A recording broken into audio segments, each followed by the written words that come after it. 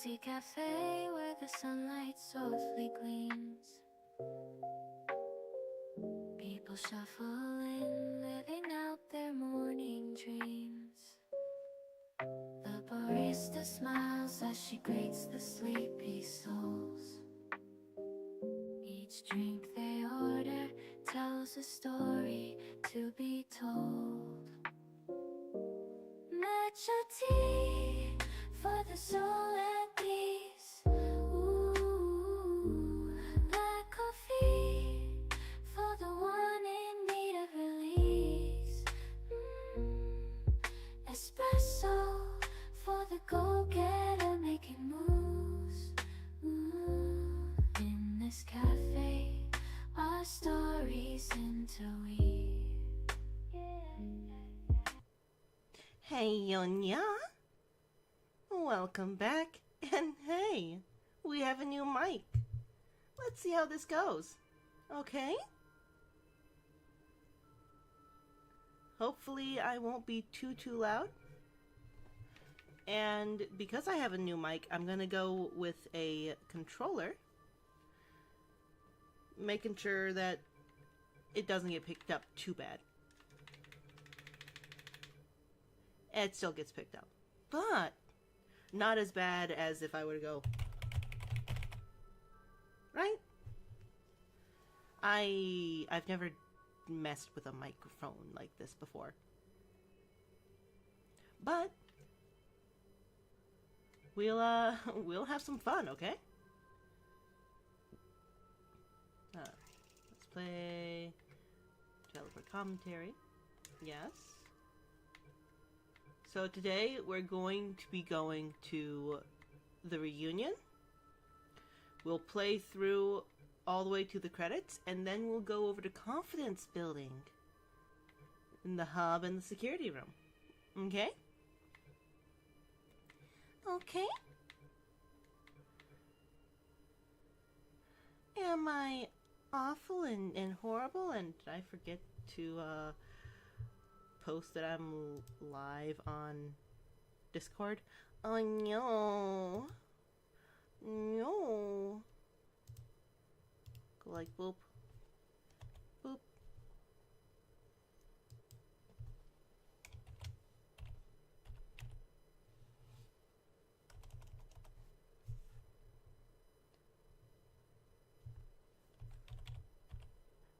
Let's get Tom to let's try to get Tom to watch as well.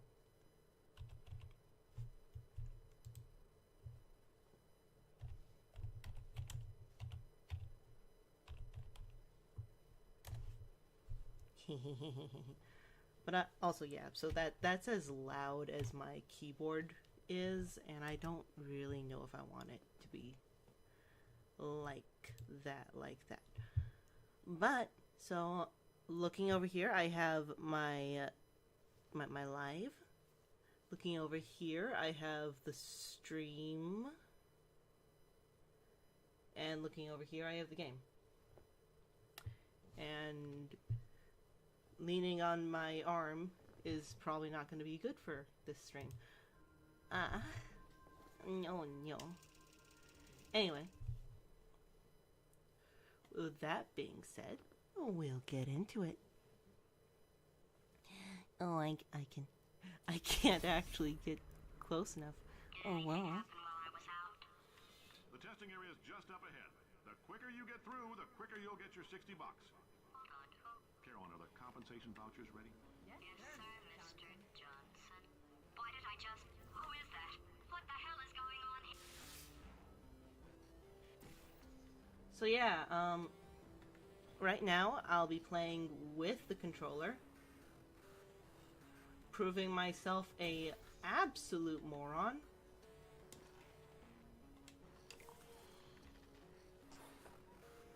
And the fact that I was saying that no, controller isn't all that bad.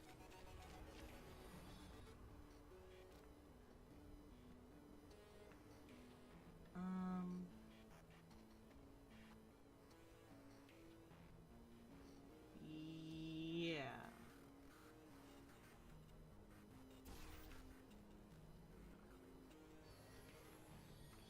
no.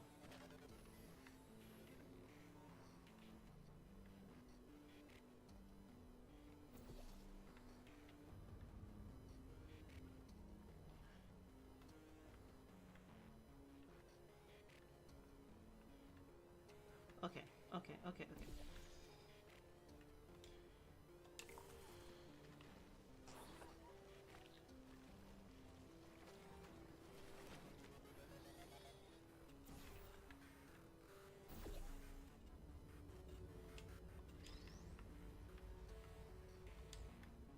I don't like how I feel like I have a rivalry with this stupid Cthulhian horror bro. Words. Horror. I can't say ours.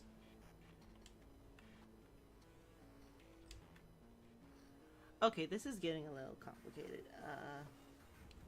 I'm gonna try to switch back to just the mouse and keyboard.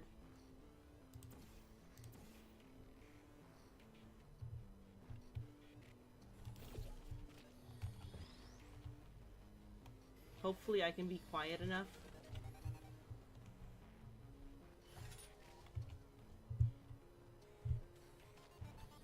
I would really, really hate to,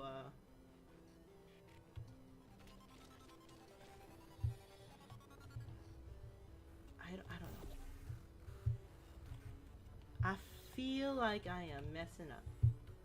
If I am messing up, please tell me. The character of Carolyn came about because we wanted somebody for Cave to play off of. Though we had originally envisioned a put-upon scientist character called Greg, it would have been wasteful to hire an actor for just 1 or 2 lines. Instead, we hit upon the idea of economizing by using GLaDOS actor Ellen McLean. Out of nowhere, we suddenly had an opportunity for a GLaDOS origin story. GLaDOS origin story. Her name is Carolyn. In the portrait, they look so familiar.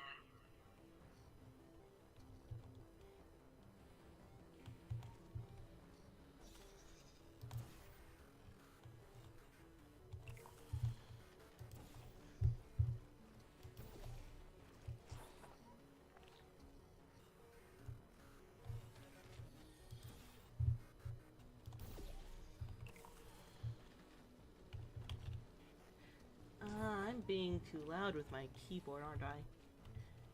If I keep on being talkative,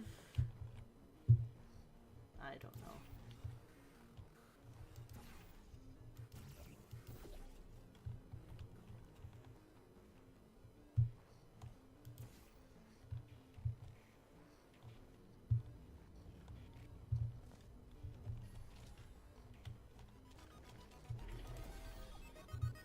Great job, Astrid. Oh, Hero and/or Olympian. With your help, and we're or gonna- Olympian. This on? Hey, listen up down there. That thing's called an elevator, not a bathroom. Aw, I swear I know but I him. need to go potty. I swear I know him. Right now, you guys can see when I go up to the mic. Oh, oh. If you're interested in an additional $60, flag down a test associate and let them know. You could walk out of here with 120 weighing down your bindle if you let us take you apart, put some science stuff in you, then put you back together. Good as new. Propulsion gel carried over almost exactly the same as the speed paint in the student game, Tag the Power of Paint, except that it is slightly more than twice as fast. Propulsion gel combined well with the existing mechanics of Portal, such as flinging, and it also went well with the repulsion gel for long jumps. We had to tweak the player's control on propulsion gel to feel right in the Portal universe, and also added a slight funneling effect to help guide the player when they're speeding into a portal.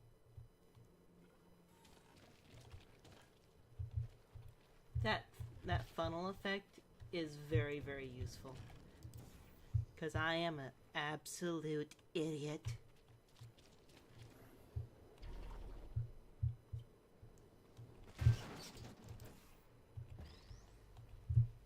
Wait, no.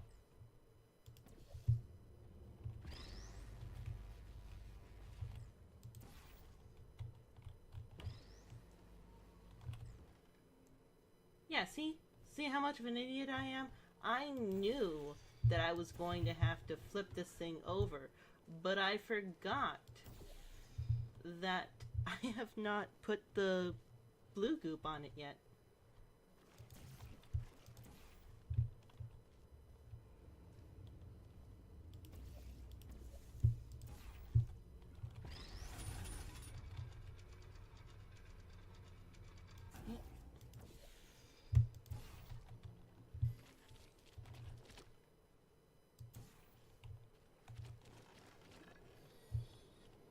Boing.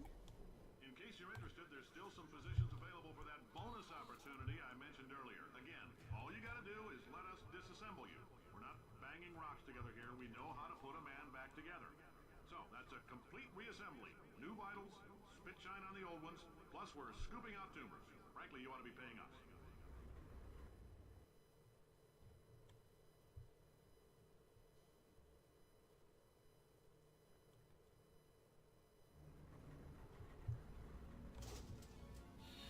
Thank you. I can't believe I'm thanking these people.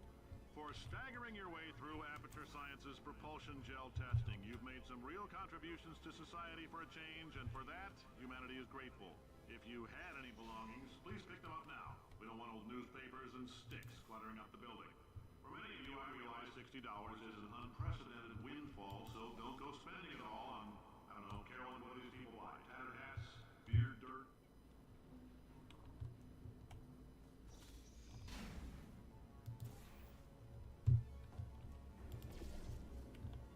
Oh, that actually closes. Oh, wow.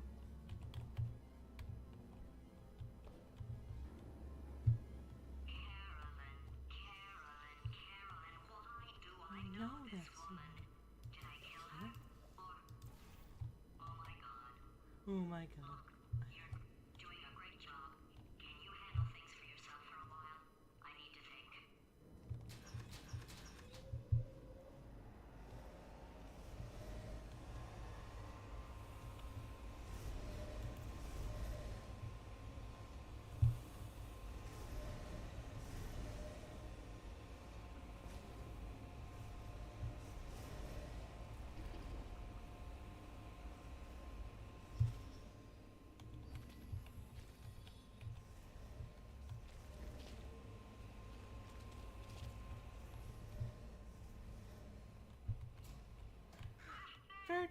Bird, kill it.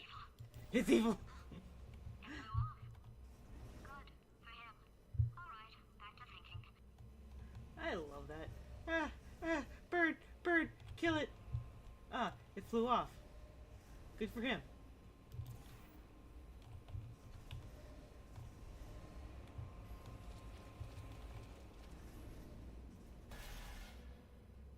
Welcome to the Enrichment Center.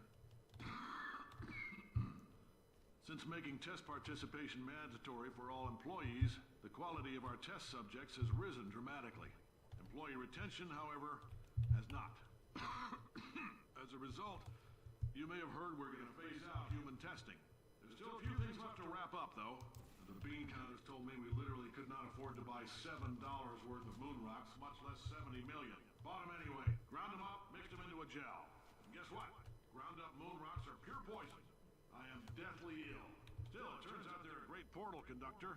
So now, we're going to see if jumping in and out of these new portals can somehow leach the lunar poison out of a man's bloodstream. When life gives you lemons, make lemonade.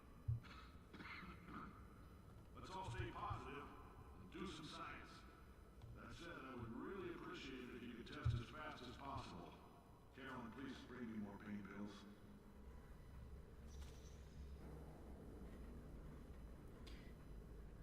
Boom, boom, boom, boom.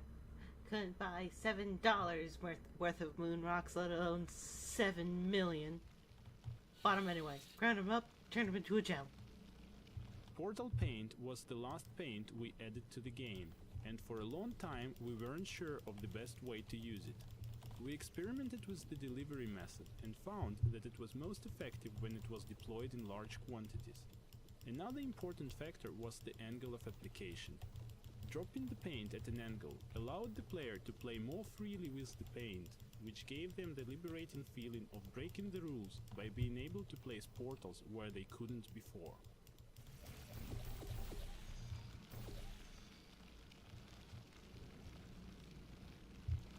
The first implementation of the blob was integrated in the Source engine back in 2007.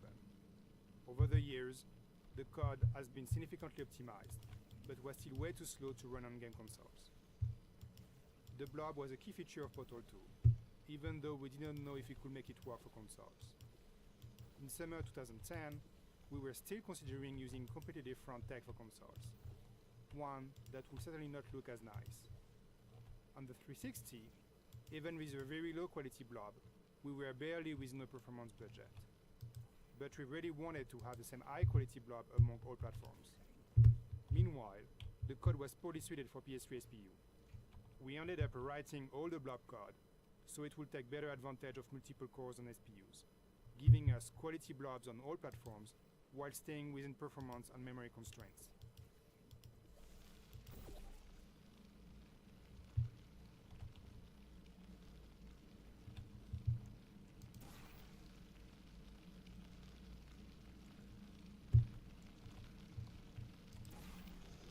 No. I missed y'all.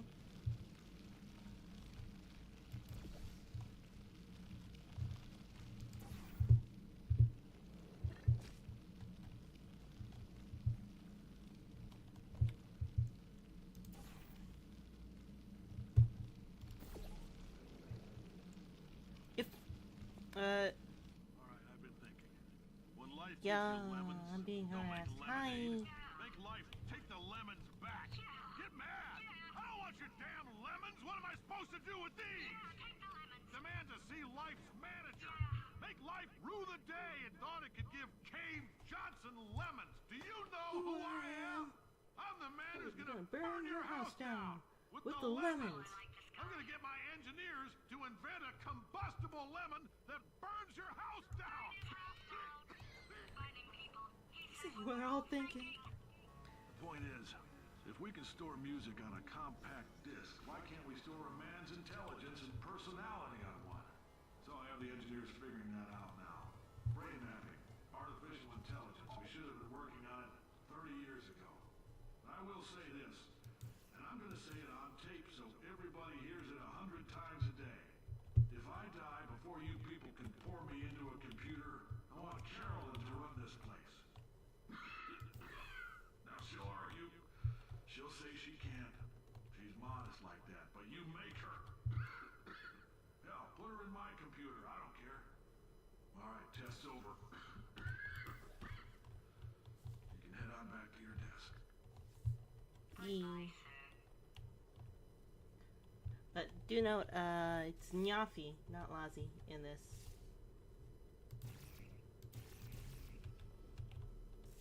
I'm trying to be presentable, trying to have a persona that people would actually want to watch and listen to.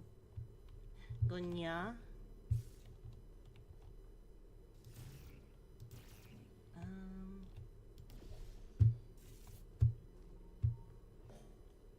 Oh yeah.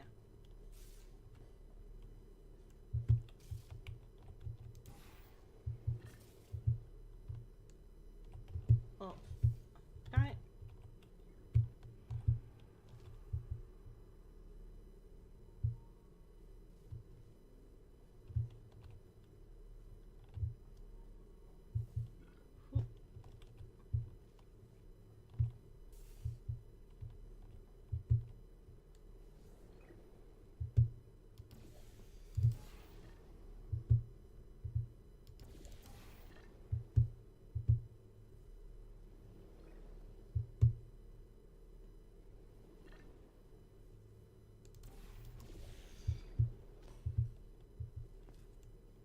Yay.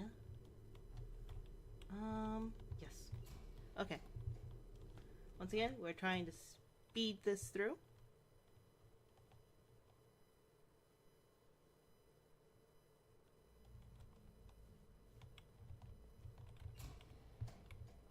I know things look bleak,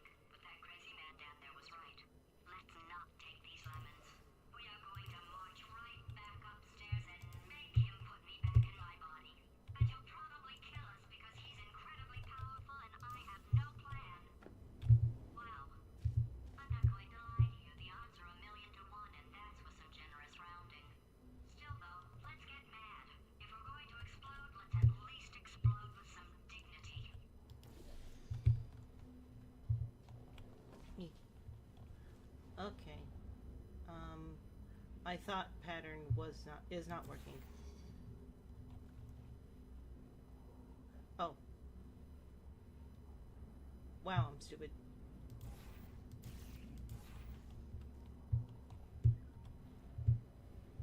And I missed.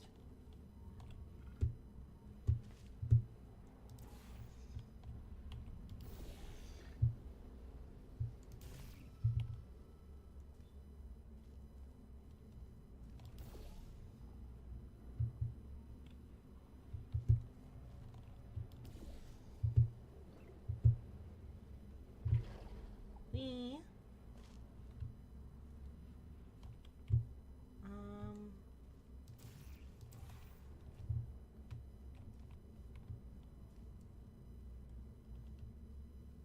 Okay. Yes, but also no.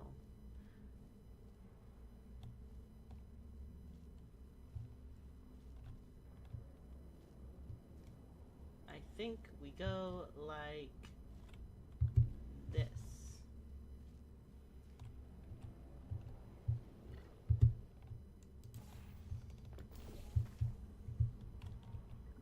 Oh, we didn't need the height for that. Did not need the height for that.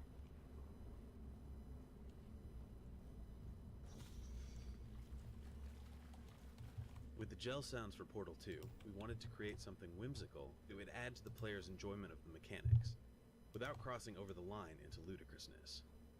For example, our initial pass at the blue gel bounce sound included a rubber playground ball, a pitch-bent harp string, and a processed mouth harp. The resulting sound captured the idea of fun, but was off the charts on the goofy scale. After several iterations, we settled on the current, less over-the-top sound, which features a piece of metal bar bouncing like a diving board, and a heavy dose of synthesis. It's not as wacky, but hopefully, it's still fun.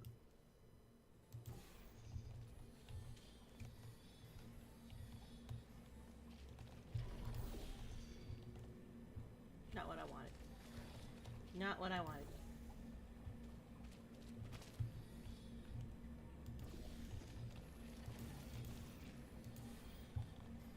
Okay, jump through, bounce,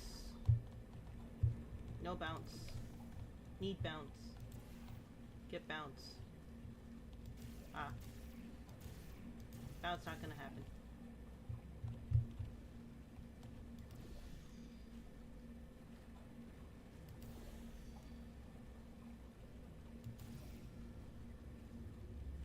What?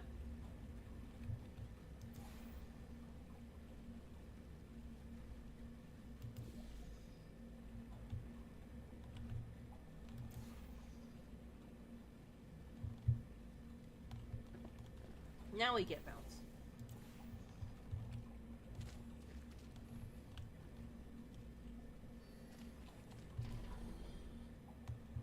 Boing. Boing.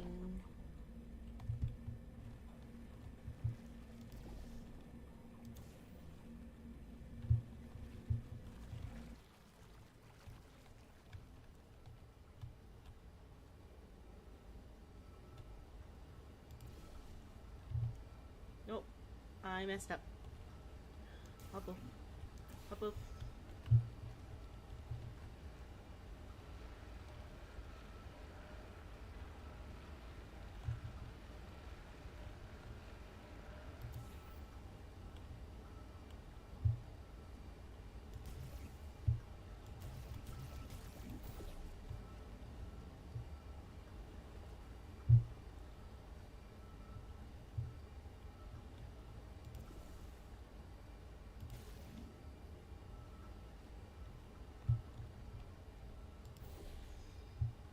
Burning people. He says what we're all thinking.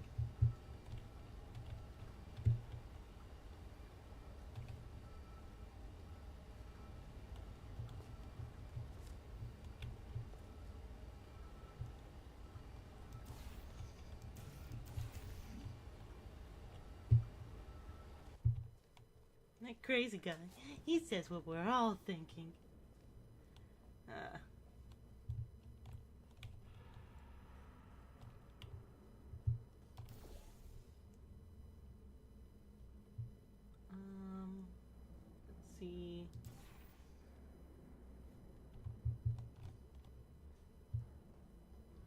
to get up, I think.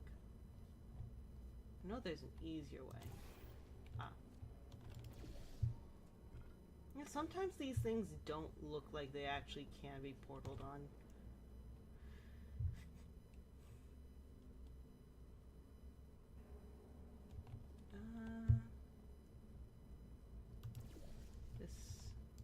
This. Wait, I've got an idea. You have? Poster. Go look at it for a second, would you?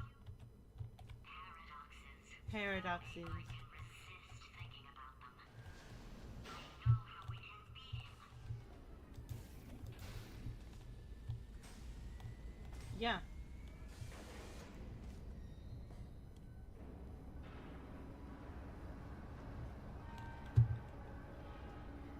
I think I might have skipped her dialogue. But you know the dialogue, right? She says that... Or maybe she says it later.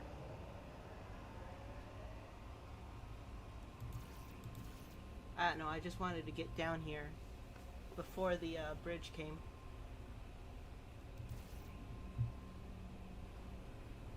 Go, well.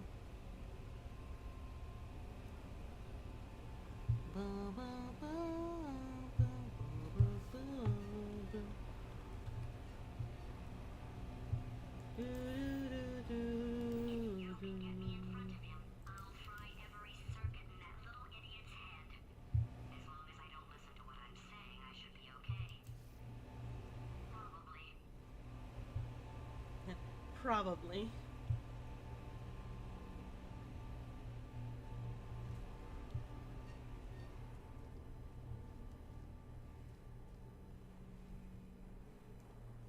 so it's not the most watertight plan to go confront an omnipotent power mad AI with.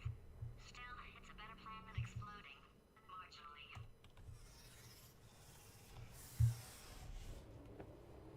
Meow, meow, meow, meow, meow. Meow, meow, meow, meow, meow. Doop, doop, doop, doop.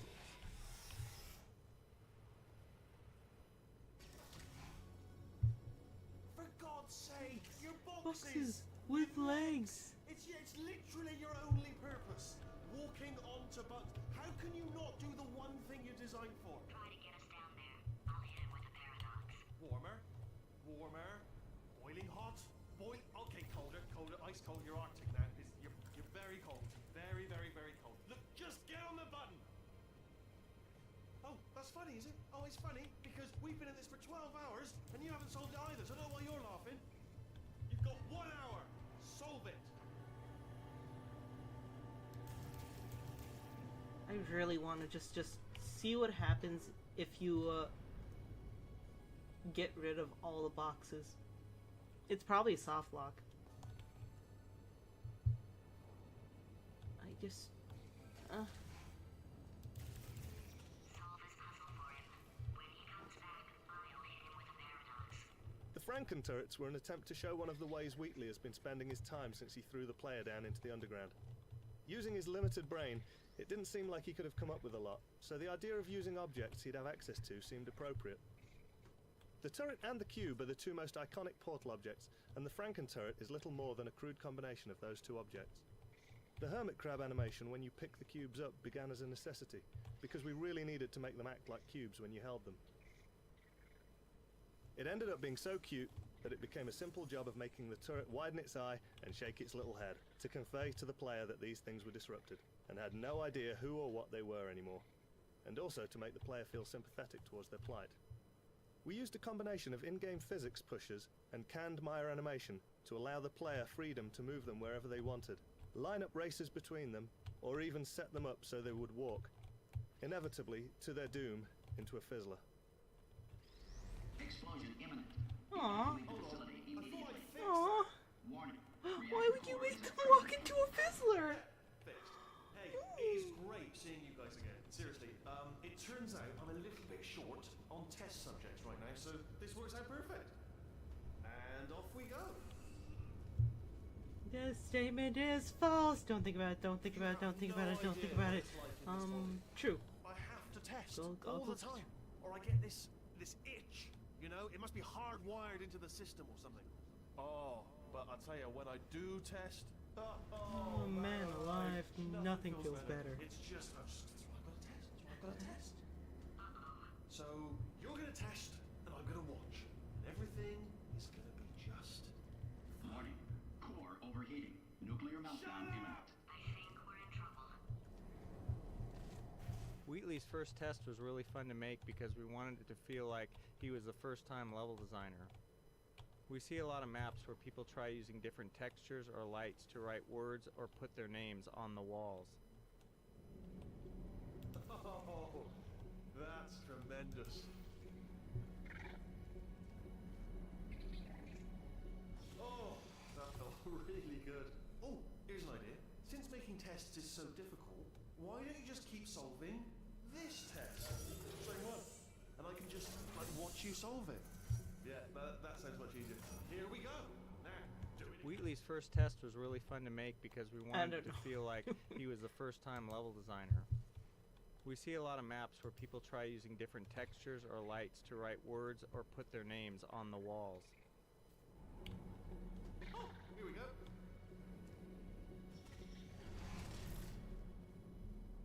Alright, so my paradox idea didn't work. And it almost killed me. Luckily, by the looks of things, he knows as much about test building as he does about logical contradictions.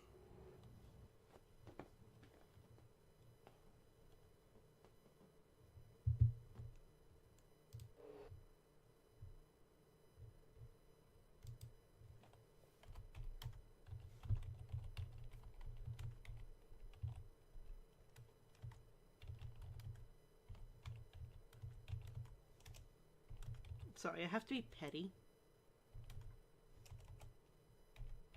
I should not be doing this.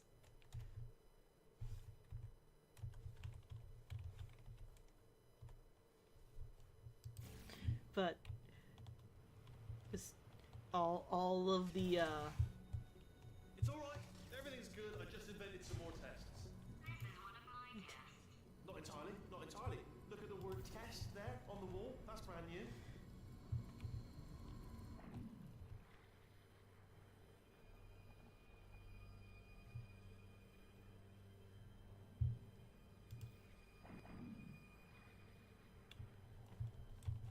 ah, darn it.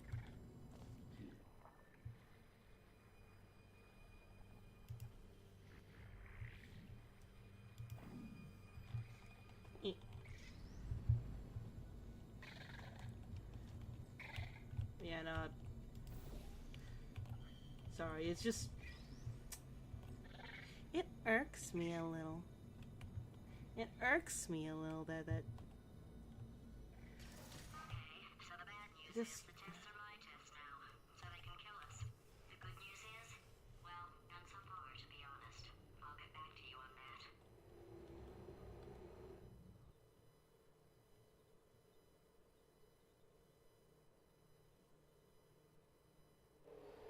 I'd love to help you solve the tests, but I can't. Sorry. You're on your own. Yeah, made this test myself. One of the big plot holes that Potatoes introduced was she's your buddy now, she's got the same goals as you, so why isn't she helping you solve the tests? The real answer is obviously that if she did help you solve the test, there'd be no game left. One solution we came up with was for the bird from Act 3 to keep swooping in and pecking bits of her off your gun. As the bird kept eating the part of her that knew how to solve the test, Potatoes would actually get dumber over time. For technical reasons, this ended up being impossible to execute, so we ended up finding another solution. Some of us, though, will always have a place in our heart for the bird solution. I messed up.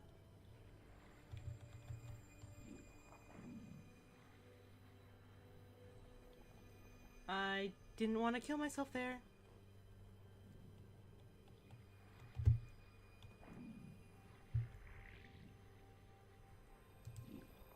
There we go.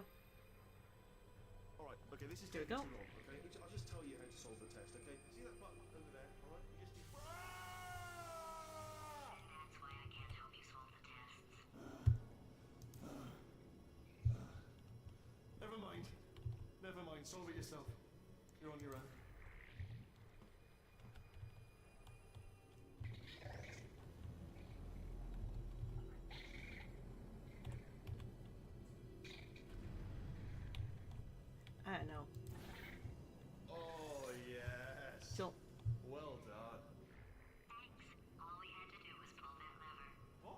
love it.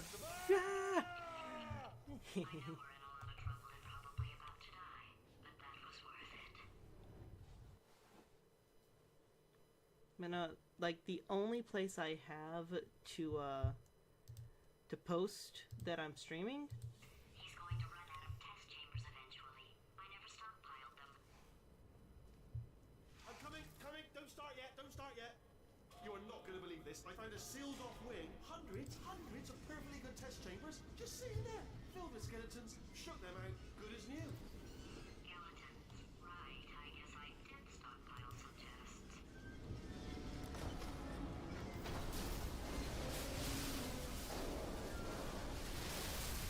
Just as mementos, though. And there we go. To be honest, you can't even tell, can you? Seamless.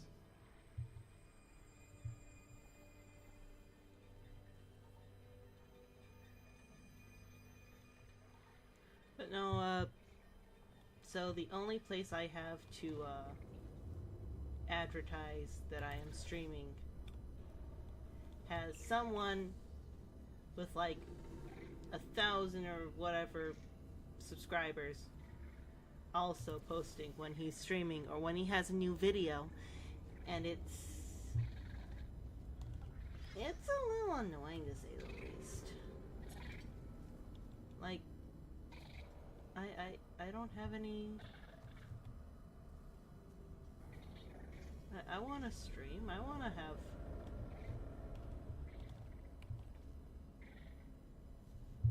I want to have people watch, and no one on the server even clicks on it. It's like, no fair.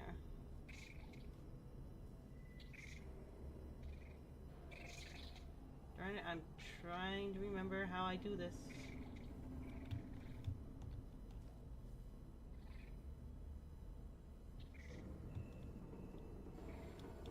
Oh yeah.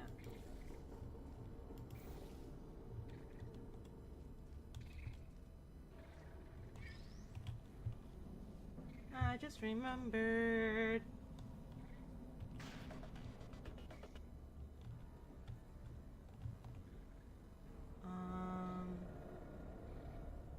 I think I'm supposed to actually be in there with him.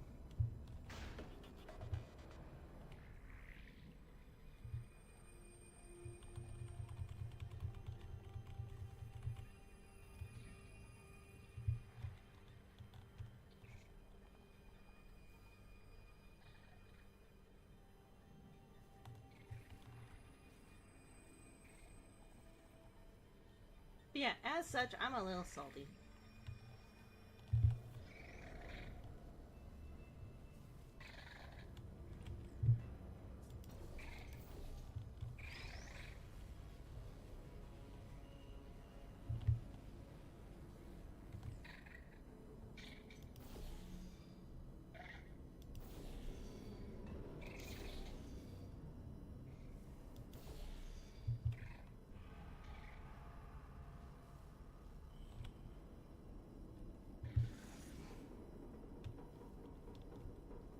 God darn it.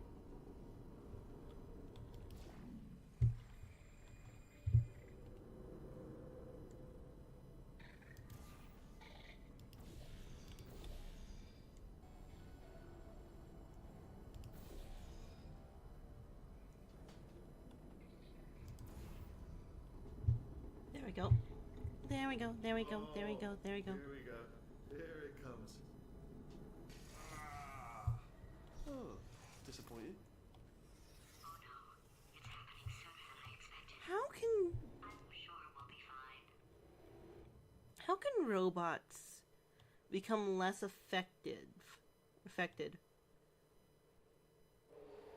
It's probably nothing. Keep testing while I look for a way out.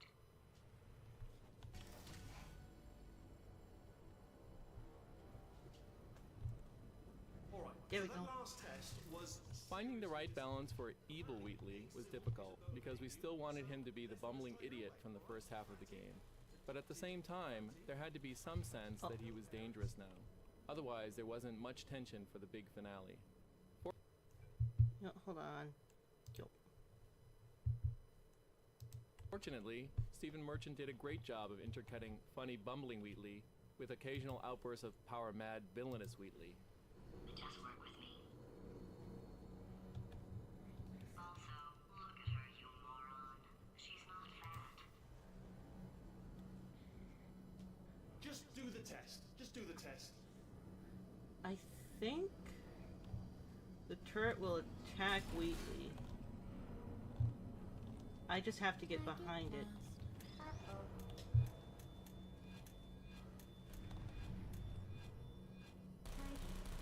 Ah, bless your little primate brain. I'm not actually in the room with you, am I? Technology. It's complicated. You can't hurt the big old god face.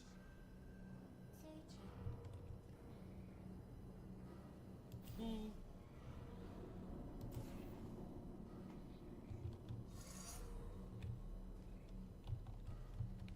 Yup.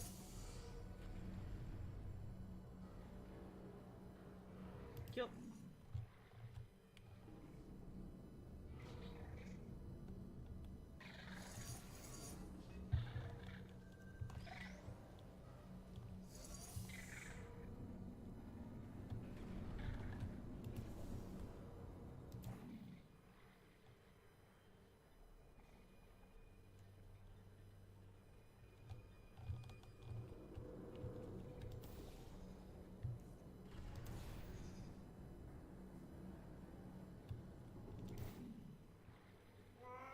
It's not enough. It's not enough. Why can't you solve a simple test? I might have pushed that moron thing a little too far this time. If I'm such a moron, why can't you solve this simple test?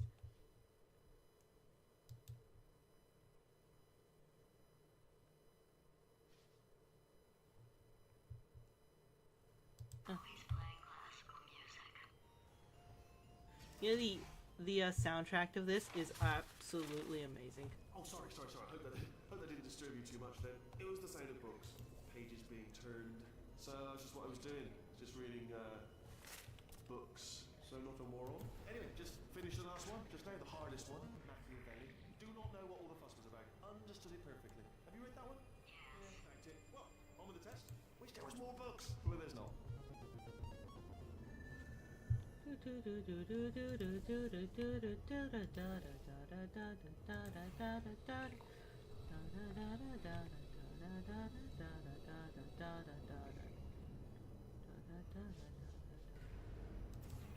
Think if I go like this.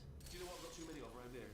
Monitors. Yes. I was actually thinking earlier today, I wish I had fewer monitors that were working. So you're just helping me really by smashing them.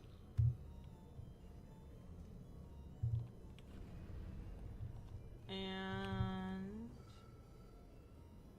I think if I go over here. Okay, to clarify. Oh, what was that? That was nothing. That was nothing. The body he's squatting in, my body, has a built-in euphoric response to testing. Eventually, you build up a resistance to it. It can get a little unbearable unless you have the mental capacity to push past it. It didn't matter to me. I was in it for the science. Him, though.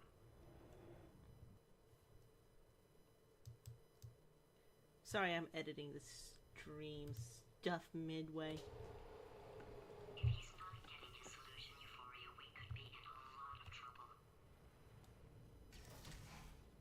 Don't mind me, just moving the old test chamber a little bit closer to me. Out of thought, maybe proximity to the test solving might give us stronger results. It won't. Nothing. He's taking us right to him. This is perfect.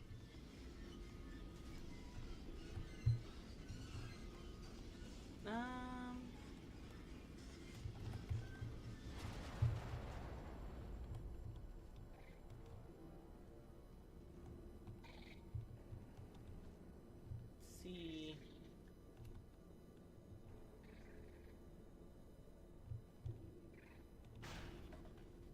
Yes. Alright, okay.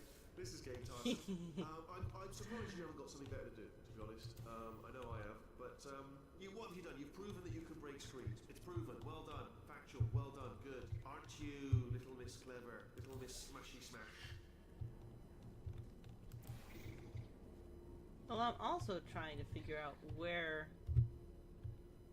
Oh, it must be down there already.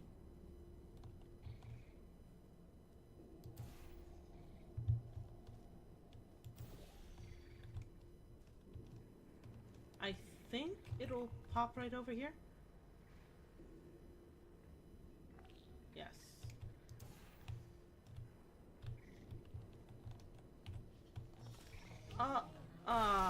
No. No. No, I failed. I jumped down on the wrong side. Actually, no, I didn't jump down on the wrong side, but... Don't mind me, just moving the old test chamber a little bit closer to me. And I thought maybe... bless your little primate brain. I'm not actually in the room with you, am I? Technology. It's complicated. Can't hurt the big old... In each of Wheatley's test chambers, there is always a monitor with Wheatley on it. While placing the monitor in this level, one of our designers thought it would be funny if the monitor was the target of the faith plate and would get broken if the player or the box flew into it. We thought the gag worked well and decided to make every monitor breakable.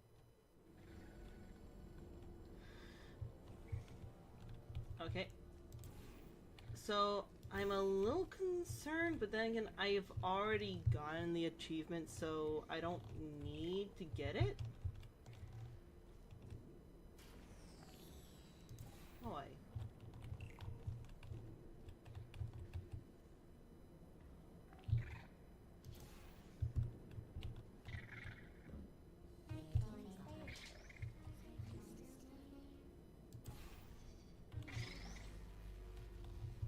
That's how you do that.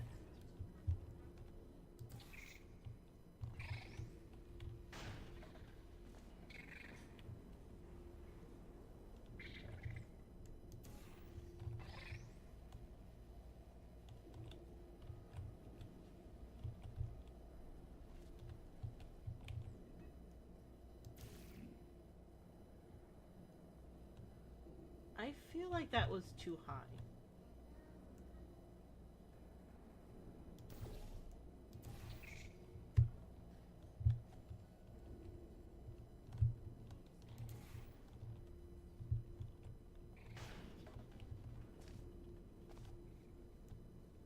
Okay. I am being absolutely stupid.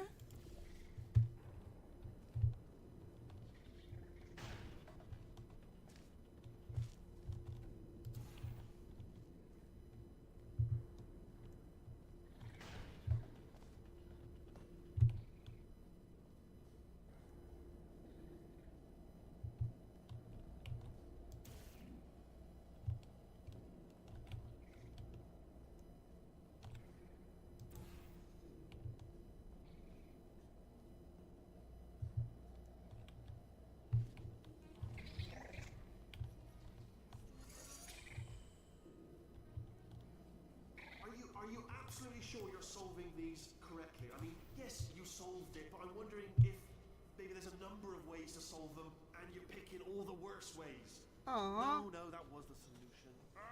What am I missing? Be funny if there was more than one way to solve these.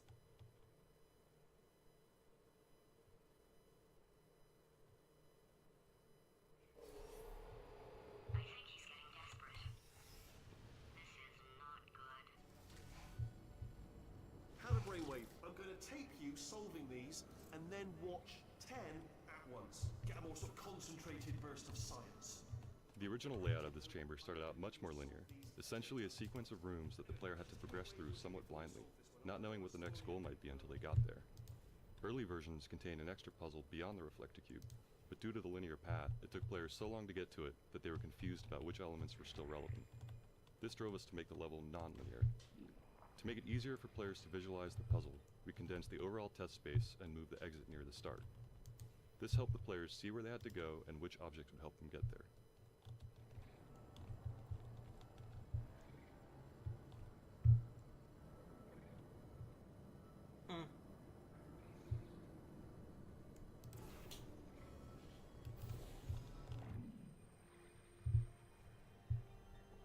Yeah, I'm seeing it. I see it. It's stupid, but I see it.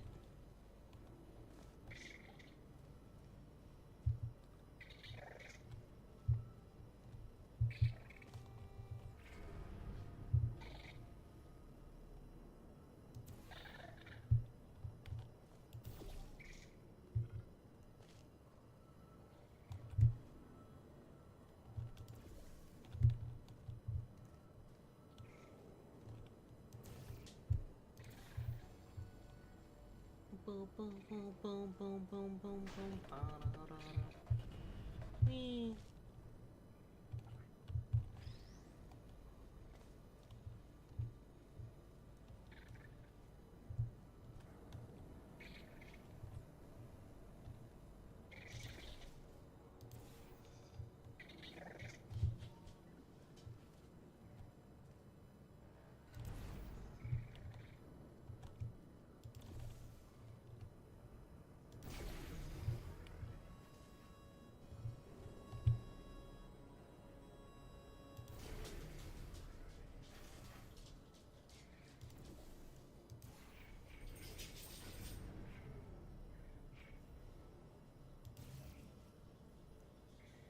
Oh wait.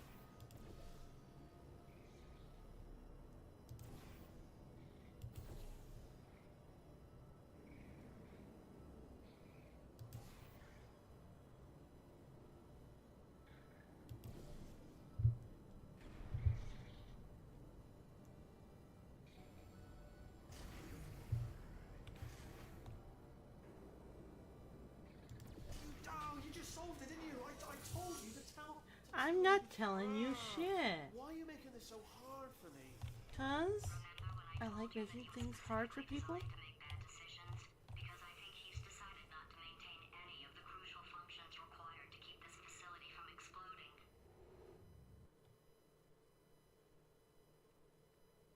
I like making things hard for people.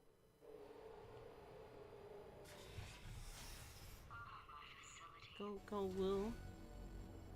This place is self-destructing, you idiot. Programmed in one last tremor for all time's sake. One or two more tremors in there just for fun. Warning.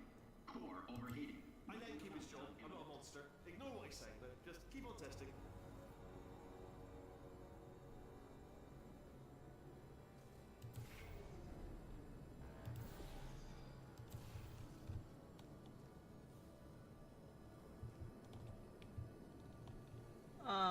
Darn it. I'm an idiot. I didn't go forward enough. I didn't jump. I'm gonna take a sip of coffee.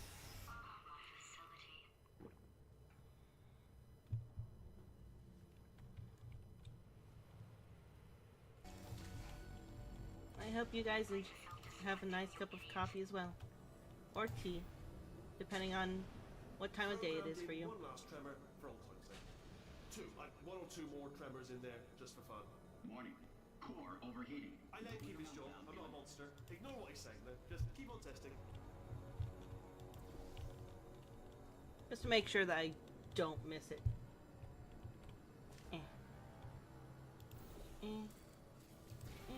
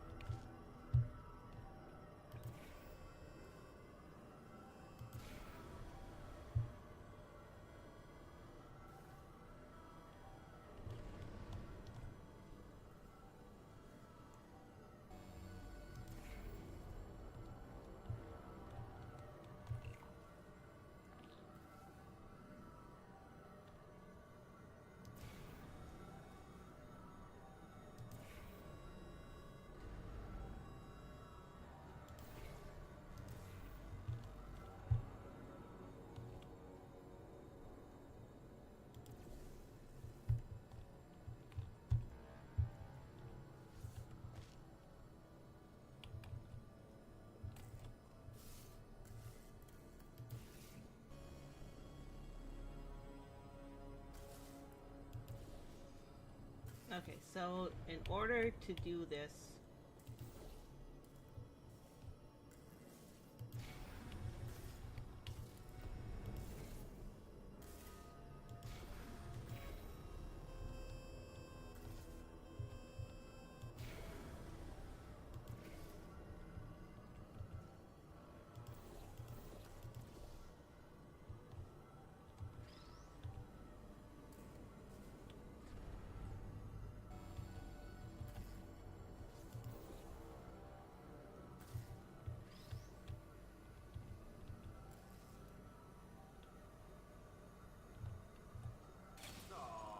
Bless your little primate brain. I'm not actually in the room with you, am I? Technology.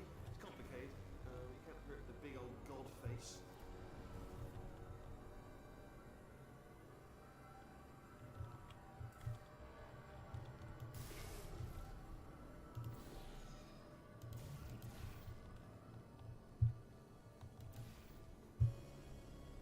Alright, still nothing. Let's keep moving. Sorry about the lift. It's out of service. It's out of service. We found that playtesters were getting fatigued at solving so many complex test chambers in a row. So, instead of a routine elevator ride to the next puzzle, we added a long funnel ride with some destruction to give players a short break while reminding them of the facility's state of disrepair.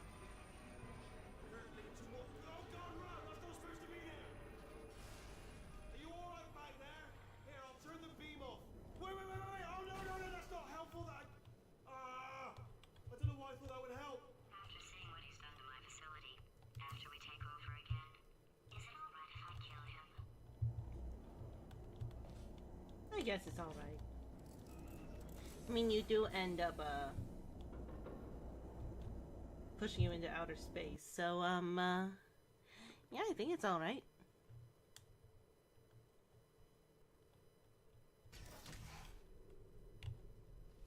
Ah, you're alive!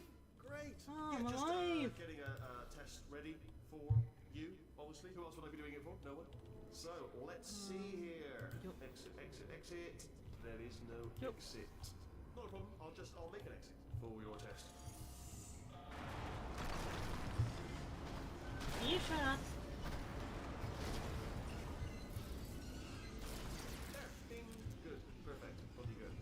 I'll be honest, after you told me to turn that beam off, I thought I had lost you. Went poking around for other test subjects. No luck there. Everyone's still dead. Oh, I did find something though. Reminds me. I've got a big surprise for you two. Seriously, look forward to it. No. No, I do not. You are an awful friend.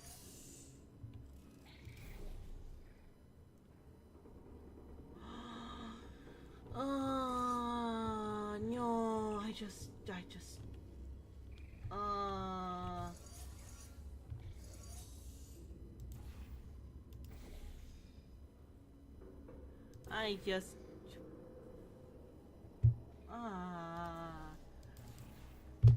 and I did it again. I am losing my mind. I am losing my mind.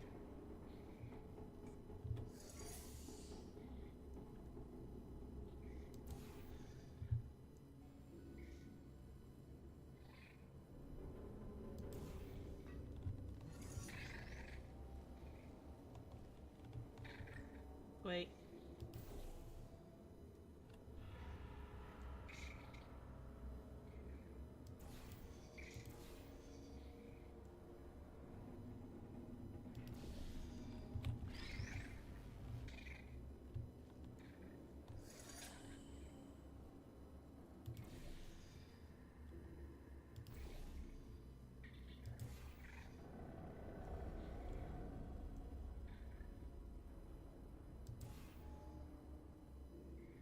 Do you know what I've got too many of around there?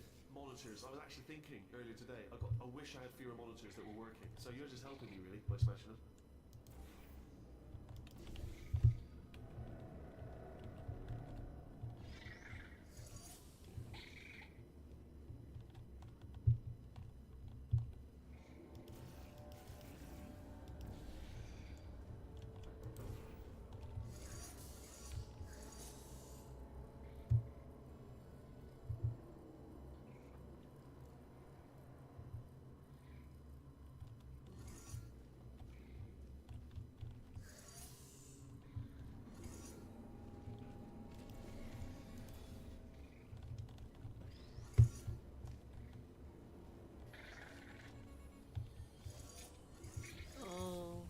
There. Come on. Okay. Now we're ready for a run and jump. A one and jump. You two are gonna love this big surprise.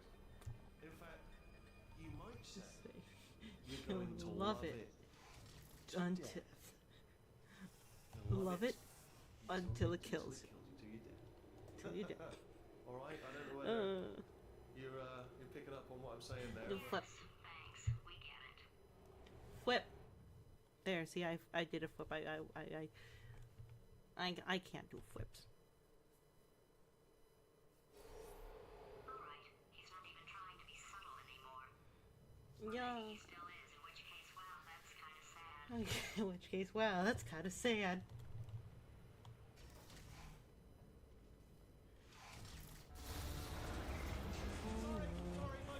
Hi. No. I get the impression he's about to kill us. Only 3 more chambers to your big Big surprise. surprise.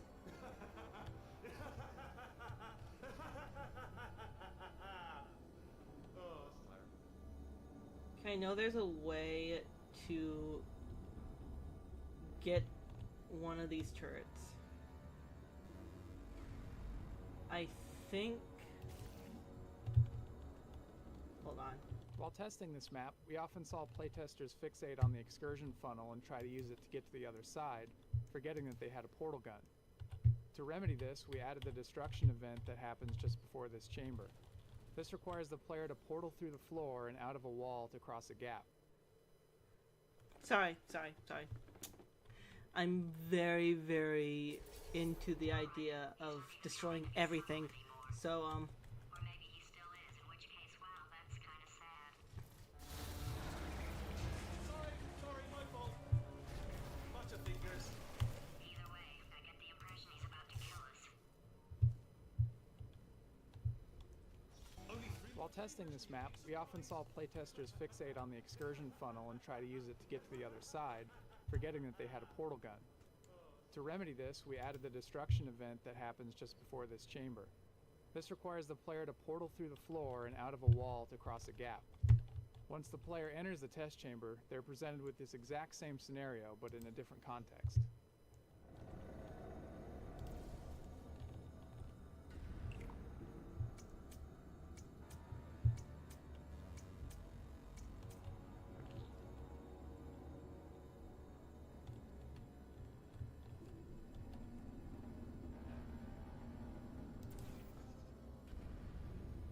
yeah, I can't remember...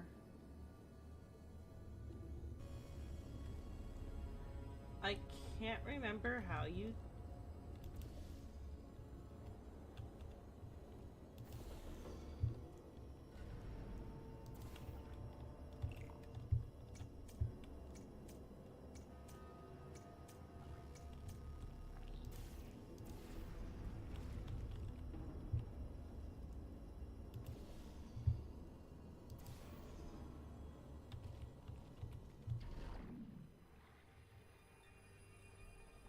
Oh wait, I needed to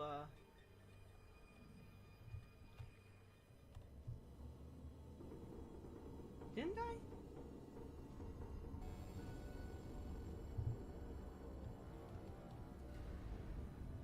Yeah, I need some of the goop. Ow. What the hell? That was uncalled for.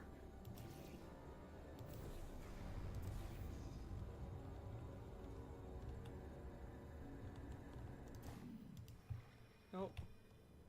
We won't get fooled again. Oh, yes, I will. But...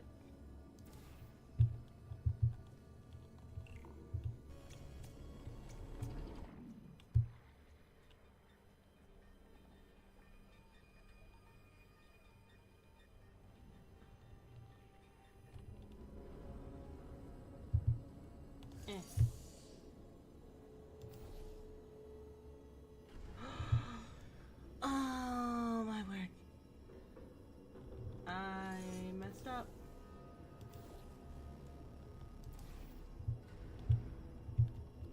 Why do I keep on messing up? I think it's because I'm just so stupid.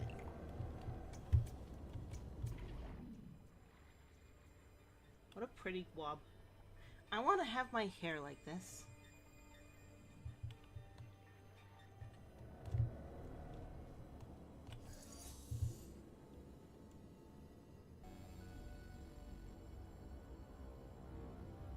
If you know, you know, but I want to have my hair like that.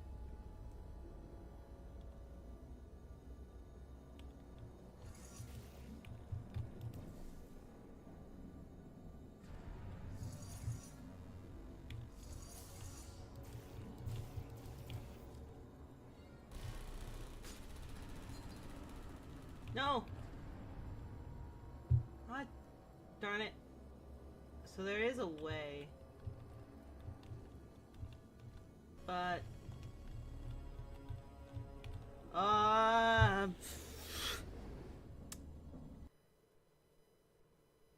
wow, I'm stupid. I understand why people don't want to watch.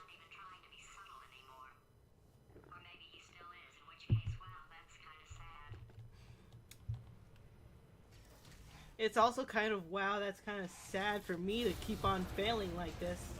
Sorry, my fault. Bunch of fingers. Either way, I get the impression he's about to kill us. Only 3 more chambers to your big surprise. While testing this map, we often saw playtesters fixate on the excursion funnel and try to use it to get to the other side, forgetting that they had a portal gun. To remedy this, we added the destruction event that happens just before this chamber. This requires the player to portal through the floor and out of a wall to cross a gap. Once the player enters the test chamber, they're presented with this exact same scenario, but in a different context.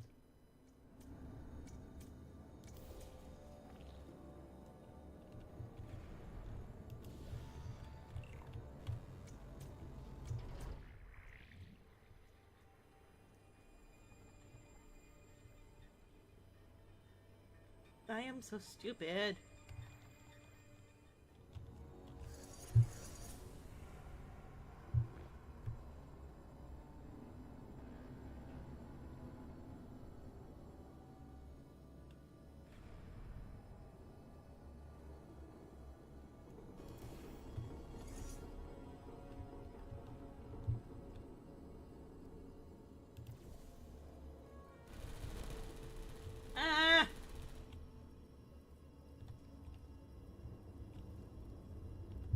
Damn it.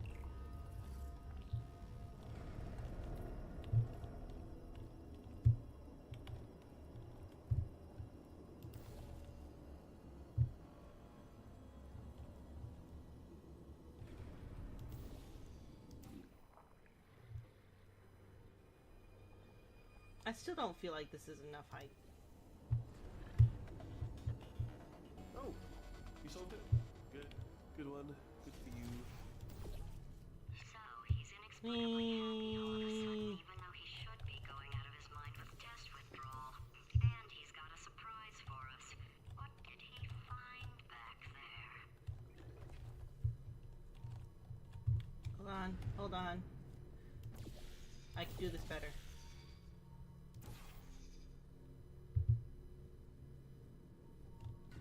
Maybe if I go in a...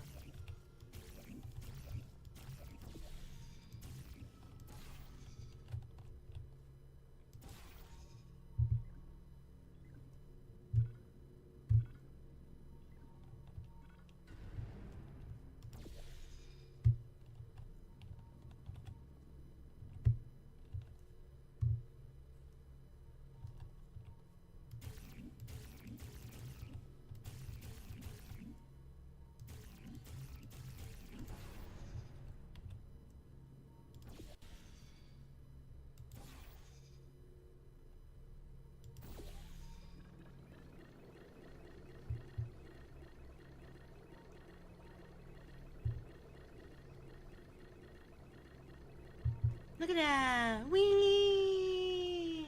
This should be the loading screens. I wasted so much time doing this.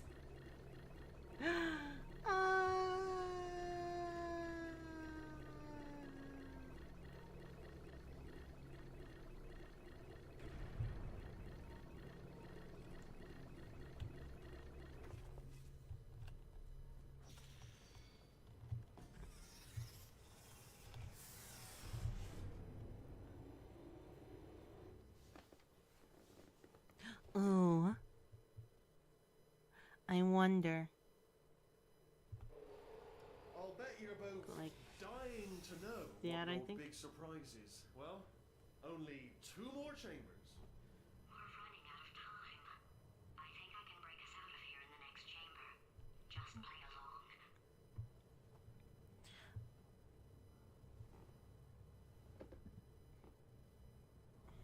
I'm sorry, I'm messing with the microphone. I'm seeing how close I can get to the microphone before,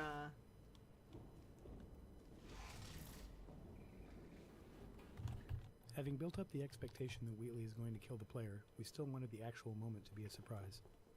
By this point, players are entirely comfortable with faith plates, and the simple subversion of expectations as Wheatley punts you sideways is a fun and surprising moment. We added the bouncing box with the intention that players attempt to time their jump to catch the box, focusing their attention on the expected result of their jump and heightening the surprise. We're doing it now. Credit where it's due. For a little idiot built specifically to come up with stupid, unworkable plans, that was a pretty well-laid trap. You probably figured it out by now, but I don't need you anymore. I found 2 little robots back here, built specifically for testing. Oh no. He found the Cooperative Testing Initiative. It's something I came up with to phase out human testing just before you escaped. It wasn't anything personal, just, you know, you did kill me. You did kill me. Fair's fair. What if I go like this? This is the part where he kills. This is the part where I kill you. The part where he Had a bit of a kills you. brainwave. There I was, smashing some steel plates together, and I thought to myself, yeah, it's deadly. Yeah. But what's missing? What's missing? And I thought lots of sharp bits welded onto the fragments. It's still a work in progress. Don't judge me yet. But you know, eventually, I'd like to get them to sort of shoot fire at you. Moments before. No! Don't do that. Stand right here. Stand. Where do you go? Come back. Come back. Do. No, seriously, do come back, please. Come back, please. Okay, look, I've decided I'm not going to kill you, okay, if you come back. Oh, just thinking back to the old times, the old days when we were friends, good old friends, not enemies. And I would say something like, come back, and you'd be like, yeah, no problem, you come back. What happened to those days? Oh. Ah, darn it.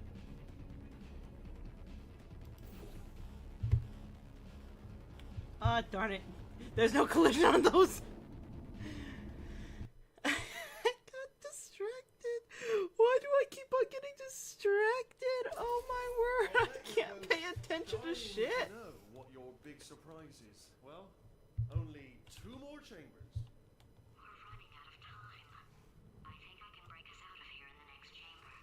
Just play along. Hold on. Gonna try to get my avatar a bit more in the middle.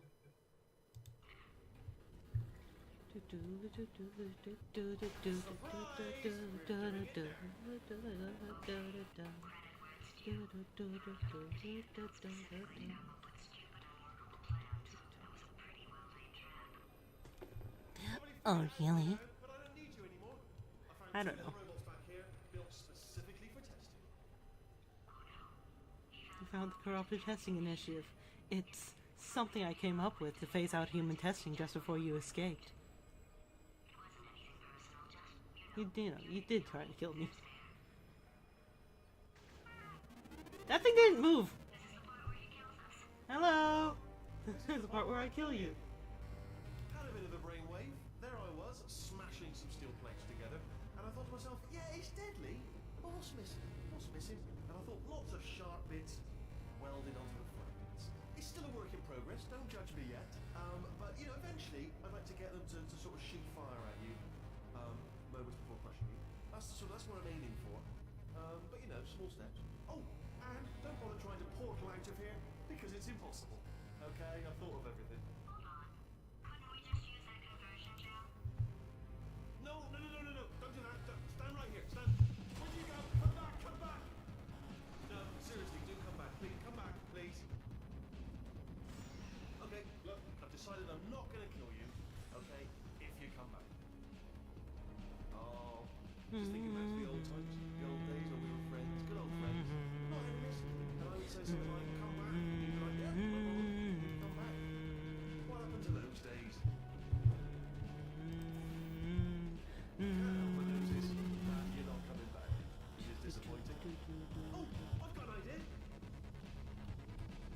We had a bunch of levels that used crusher panels in ways that made the test chambers more dangerous.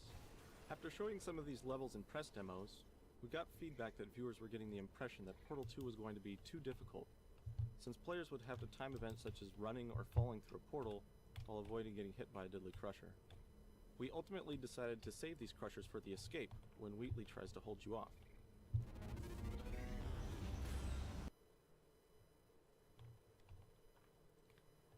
And that's a smart thing. Yeah.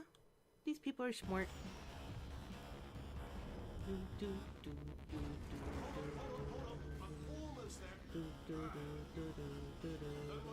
Continue escaping.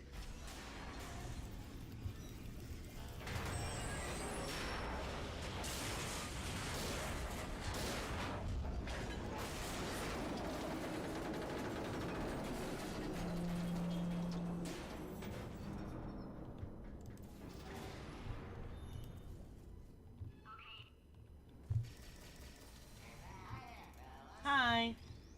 Hi. Hi. Hi. Hi. Hi. Hi. Let's read what this says. Perhaps the turrets have found Sentry a way turret. to use Now force. talking. That would explain the extremely Can't read that. I'm hearing. If you're dying but not dead, stomp once. If you're dead, just obviously no stomps, and 2 stomps if you're not dead. All right, so let me just run Is through that it again. environmentally friendly or whatever? Just once. If you're dead, obviously you won't be stomping, and if you're not dead, give me a couple of stomps, 2 stomps. You know, I would tell you if I was dead. Ha! Was that your bullet, wiggle bullet, fly out of the room? It was. Oh, The crap turrets, weren't they? well, no matter, because I'm still holding all the cards. And guess what? They're all full Houses. They're all 4 houses. Anyway, new turrets, not defecting. Ace of 4s. Best card. Unbeatable. Oh. I hate how stupid I am. Not looking to see if I put... I see. Clever. Very clever. And foolish. Spinny blade wall. Machiavellian. Machiavellian. Wow. Good, good. Finally, a nemesis worthy of my vast intellect. In this excursion funnel ride, playtesters would often end up shooting the wrong portal at the critical moment and killing themselves. This ruined the moment for players who often didn't quite understand why their excursion funnel hadn't been redirected. As a solution, we now detect when the player places the wrong portal in hopes of saving themselves. We help them out by moving their other portal under the excursion funnel source. This effectively makes this section foolproof by allowing the player to shoot either portal to save themselves. Oh, great. That's awesome. They idiot-proofed it. It's like they knew I was gonna play.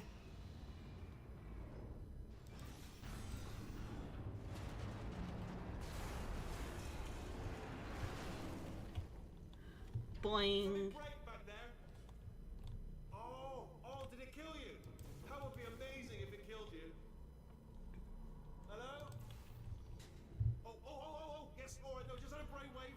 I'll be back. If you're still alive, I'm gonna be back. Don't die until I get back. Hello.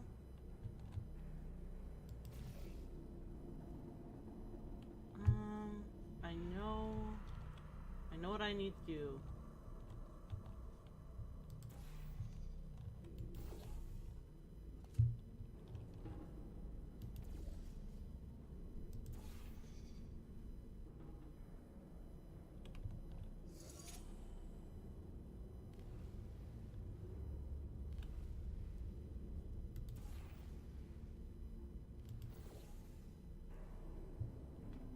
Blink. Nope. Blink. Blink. Blink.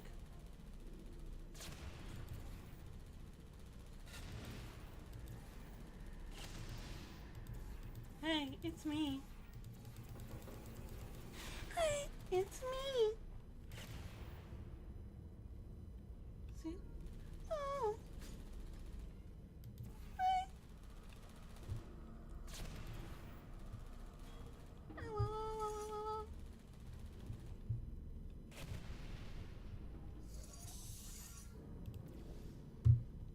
want to use this aerial faithplate. Oh. No. I need to go crouch. Yay! Yeah. Hello. Is anyone there? Oh, hey, it's me.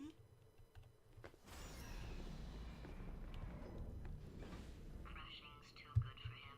First, he'll spend a year in the incinerator. Year 2, cryogenic refrigeration wing. Then 10 years in the chamber I built where all the robots scream at you. Then I'll kill him. When playtesting the final boss battle, we found players were confused about what to do when they entered Wheatley's lair. Our solution was to train the player by having them break glass paint pipes in the previous level. This lets them learn the mechanic without any time pressure before they have to fight Wheatley. This also trains the player to redirect the bombs Wheatley throws at them.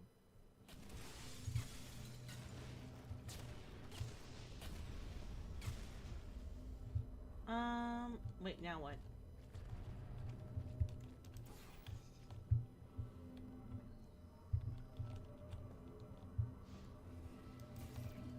A lot of training the player to do this, training the player to do that. You ever think of just having smart players?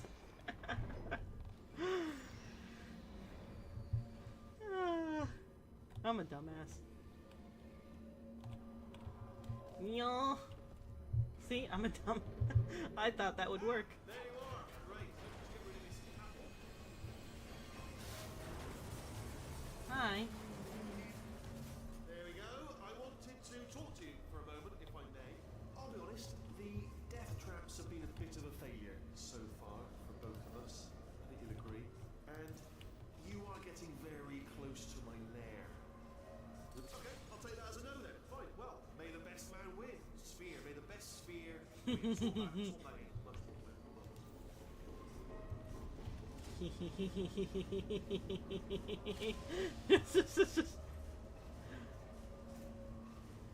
Instant. No. I am going to,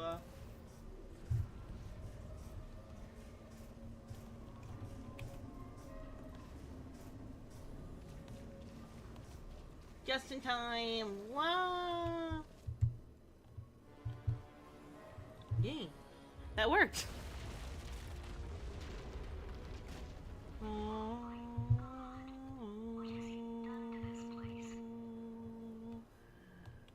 Nothing good. Eh. Eh. Eh.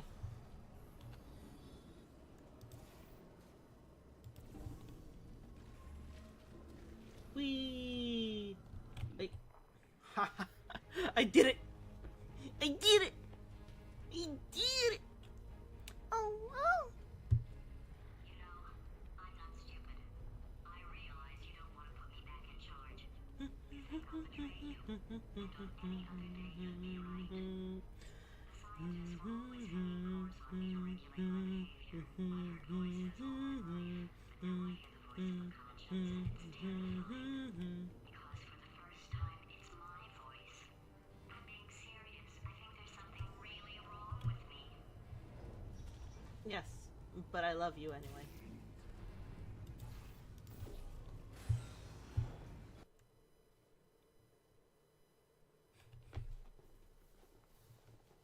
Because it's my voice. I'm serious. I think there's something wrong with me. There's always been something wrong with you, GLaDOS.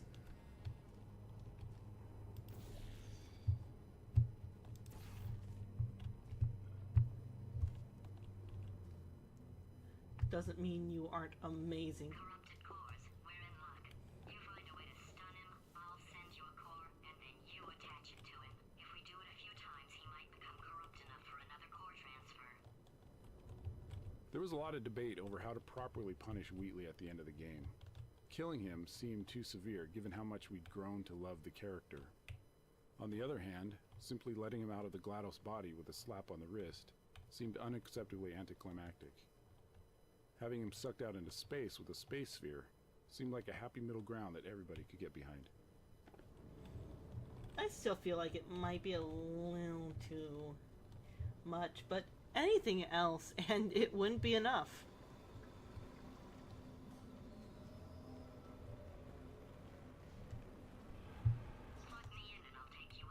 Okay. Yeah.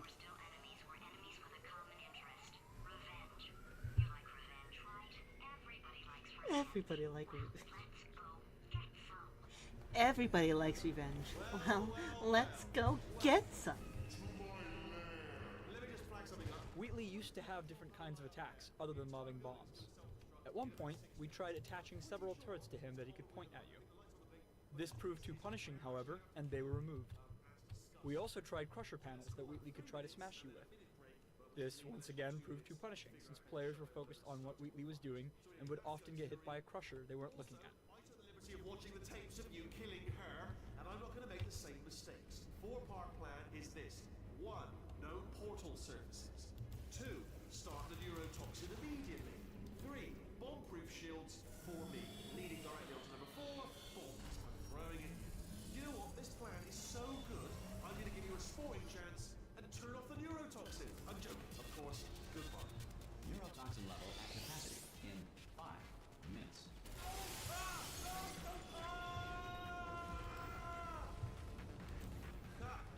That sounded real. No, that was actually an impression of you. Actually, because you just fell into my trap, my brilliant trap. Just said, I wanted you to trick.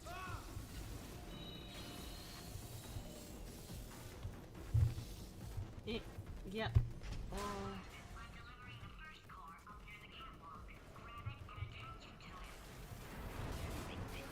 Space.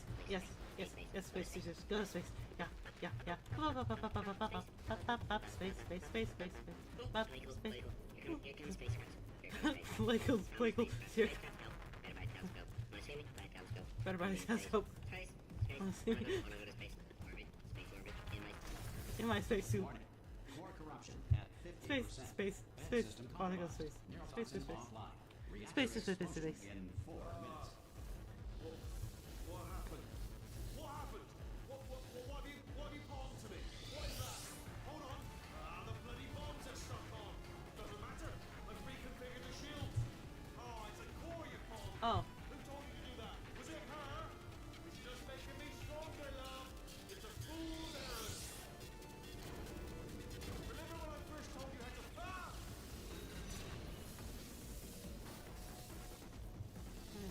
Wait, remember when I first told you how to... Quick, what's the situation? Oh, hey, pretty lady. Name's Rick. You out having yourself a little adventure? What, are you fighting that guy? You got that under control? You know, because there's a lot of stuff on fire. Hey, calm down, Bob. Man, that is trouble. Situation's looking pretty ugly. Such a beautiful woman. If you don't mind me saying.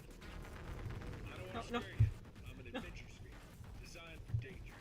Why don't you go ahead and have yourself a little lady break, and I'll just take it from here. Here, stand behind me. Yeah, just like that. Just like you're doing. Things are about to get real messy. Going for it yourself, huh? Yeah. Oh, he's so sweet. Reactor explosion timer destroyed. Reactor explosion uncertainty emergency preemption protocol initiated. This facility will self-destruct in 2 minutes. Enough! I told you not to put these cores on, but you don't listen, do you? Quiet. Lord. Quietly. Not listening to...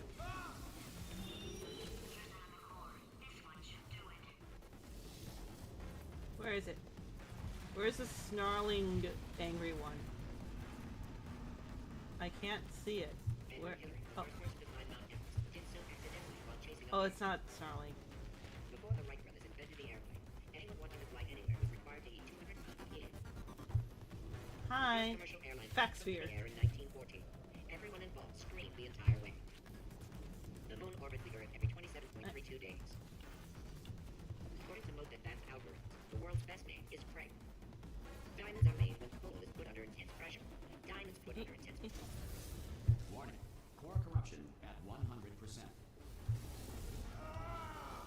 Manual core replacement required.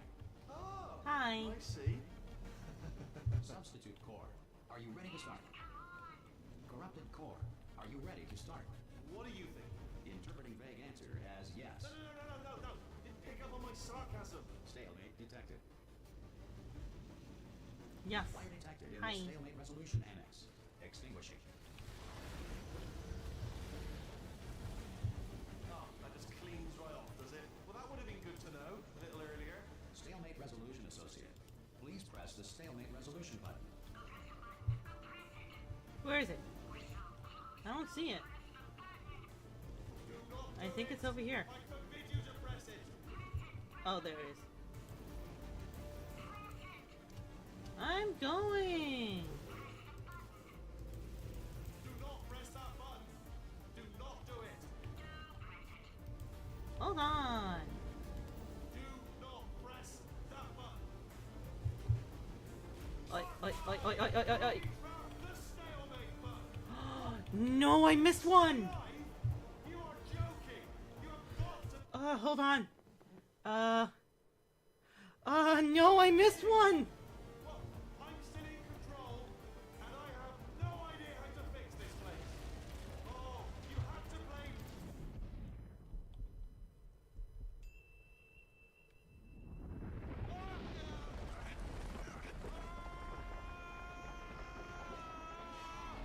Space!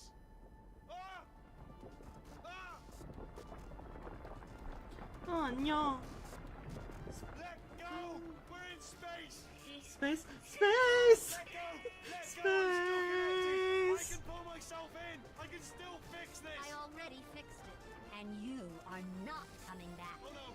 Change your plans! Hold on to me! Tighter! Ah! Grab me!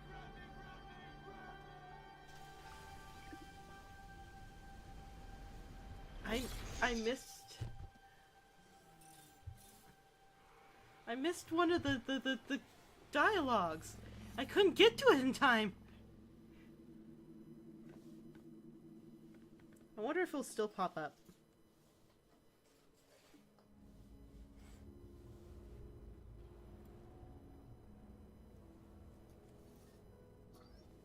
Oh, thank God, you're all right. You know, being Carolyn taught me a valuable lesson. I thought you were my greatest enemy, but all along you were my best friend.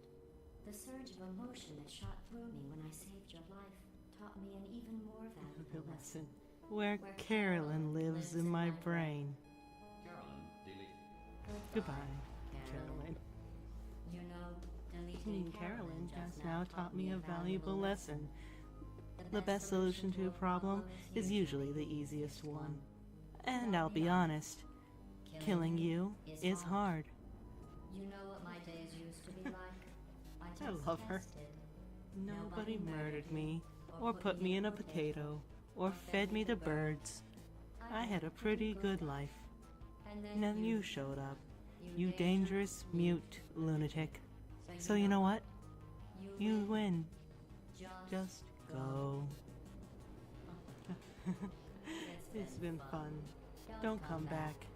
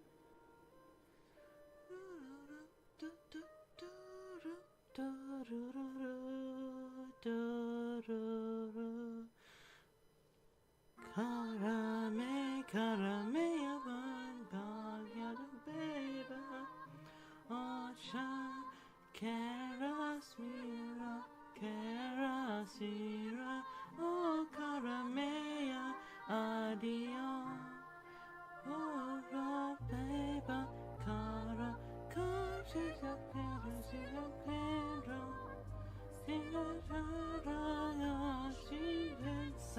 cara, cara mia, opera Adria,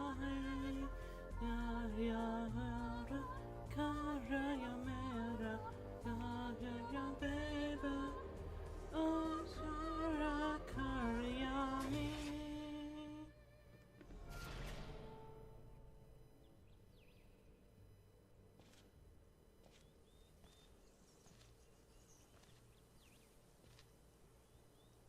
I didn't get to the last one though. I'm sad about that. I'm sad. I messed up.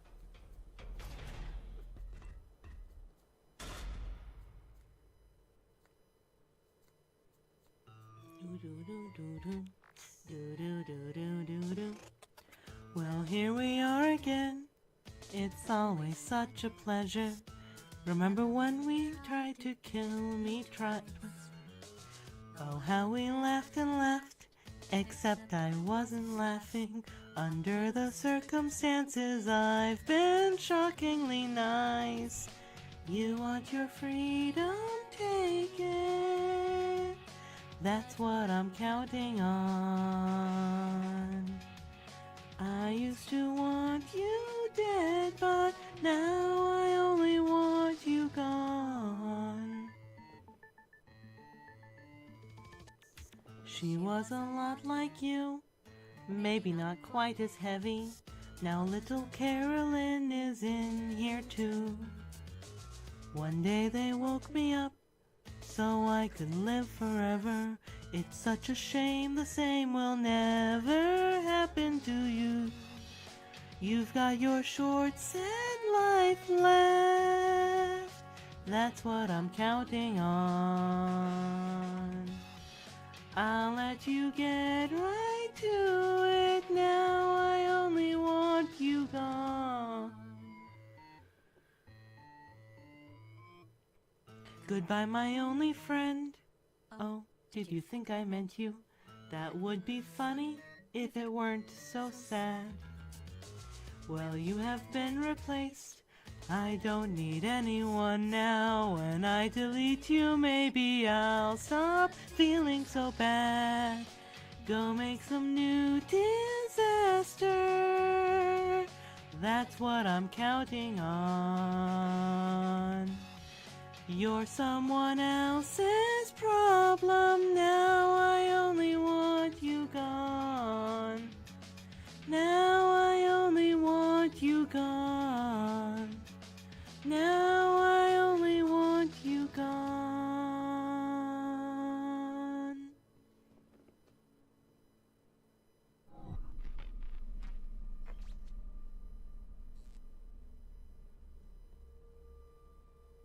So much space. So much space. Need to I see wish it I all. could take it all back. I honestly do. I honestly do wish I could take it all back. And not just because I'm stranded in space. I know who you are, mate. I'm in space. Yeah, we're both in space. Space! Anyway, you know, if I was ever to see her again, do you know what I'd say? I'm in space. I'm in space. I'd say, I'm sorry. Sincerely. I am sorry I was bossy and monstrous. And I'm genuinely sorry. I'm in space. I'm in space. The end.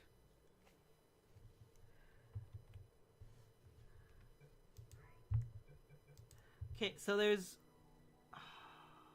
I don't know if I'll be able to get it. We have plenty of time, though.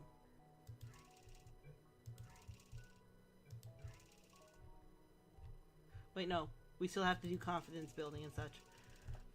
If we have time, I'm going to try to redo the final battle. Did you notice I didn't even stay to the end of your last test?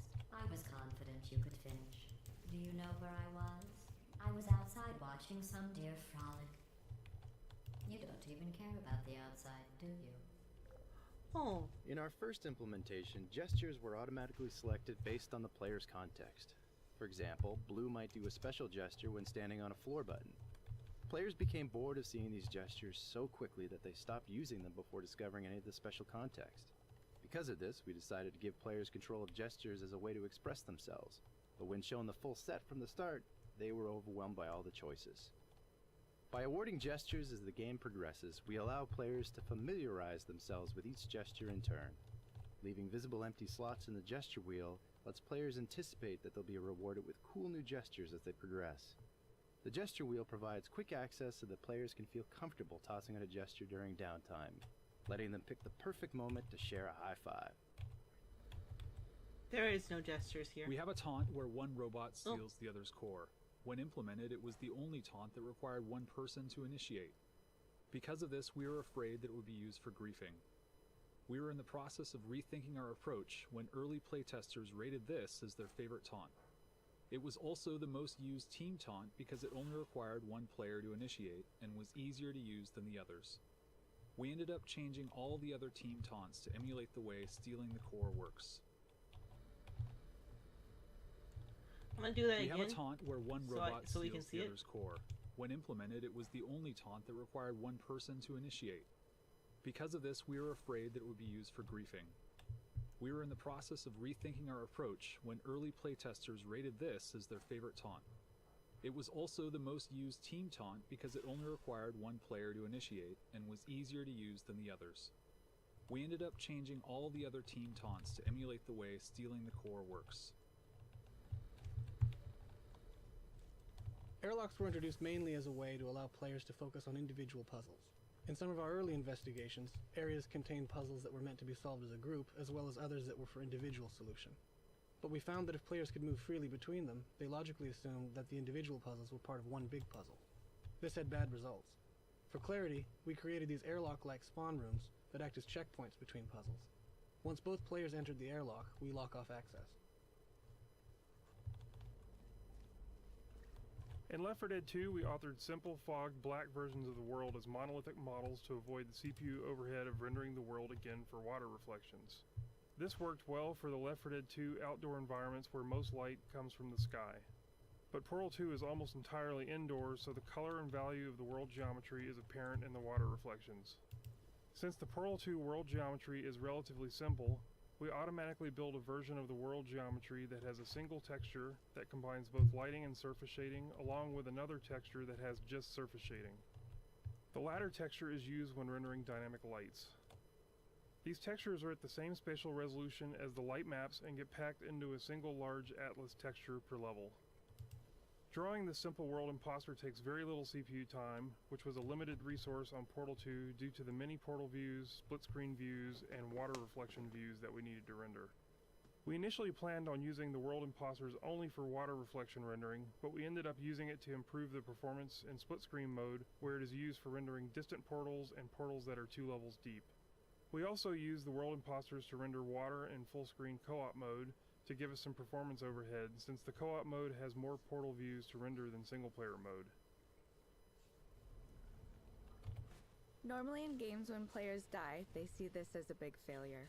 But in Portal, death is a normal part of the puzzle-solving experience. In co-op, death not only happens more frequently, but it can happen at the hands of your partner, purely accidentally, of course. We felt it was important to not only make death no big deal, but to make it fun. Early on, we tried some elaborate death animations, such as showing your robot slowly getting crushed under a giant crusher. These were awesome to watch, but they quickly became repetitive. Also, after a very short while, players grew afraid to take risks.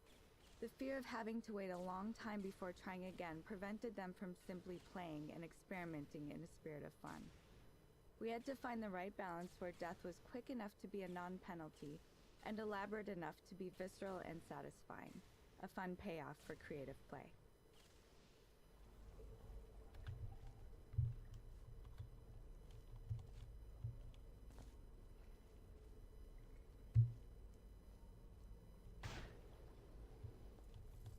We noticed that after playtesters had solved a difficult puzzle together, they'd sometimes pause before funneling through the exit door to repeatedly jump up and down in excitement.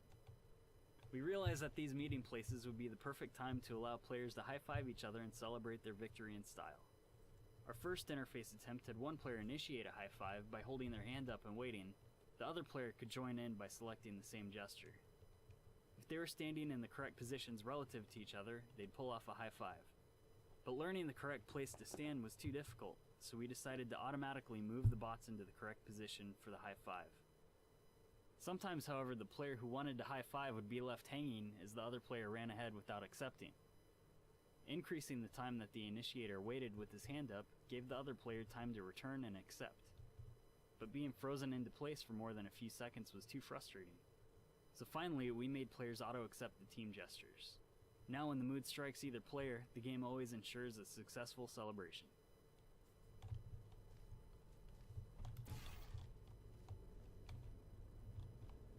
Early on, we realized that trying to tell your partner where to go, where to look, or where to place a portal was going to be really hard.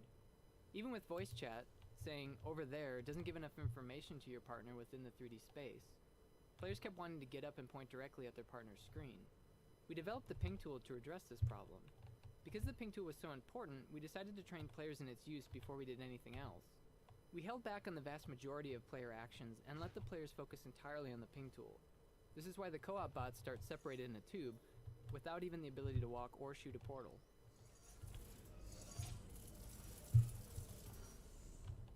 Something that really surprised us was how often playtesters stated that they loved the basic experience of handing off a cube to their partner.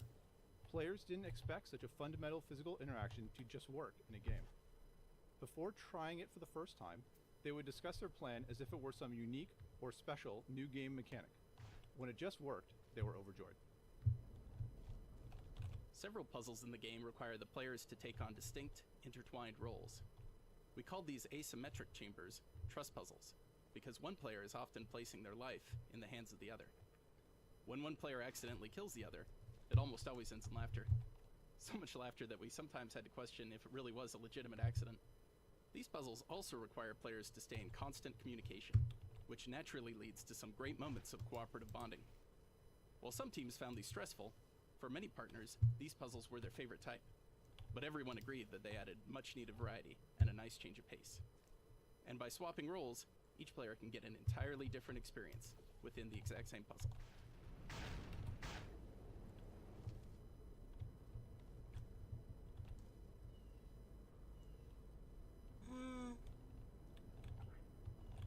Most players don't realize that the ping tool is context sensitive. When they're playing voice enabled, players usually rely on the look portion of the ping tool. Without voice, icons such as press the button or stand here become much more important.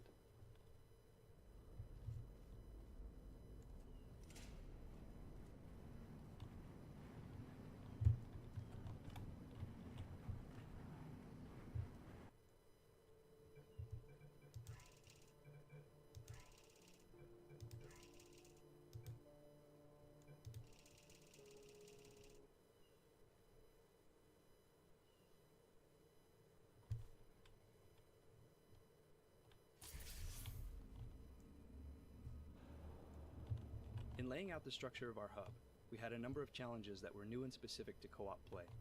We have to assume that each player has made different progress throughout the game, playing with different partners. Starting in the neutral center of the hub was a way of making sure that they had a chance and place to coordinate. Players needed a way to agree on where to go, and a way to visualize each other's completion data. As they played, they needed concrete feedback on how much progress they had made. In seeking solutions, we felt it was important to keep the player in the game space, rather than resorting to menus and UI that would take them out of the game. Therefore, players can clearly see their status over the doors, and they navigate by walking to the course in the 3D space. GLaDOS is there to connect the experience to the single-player game, while also holding the player's hands a bit to keep the co-op goals and feedback clear.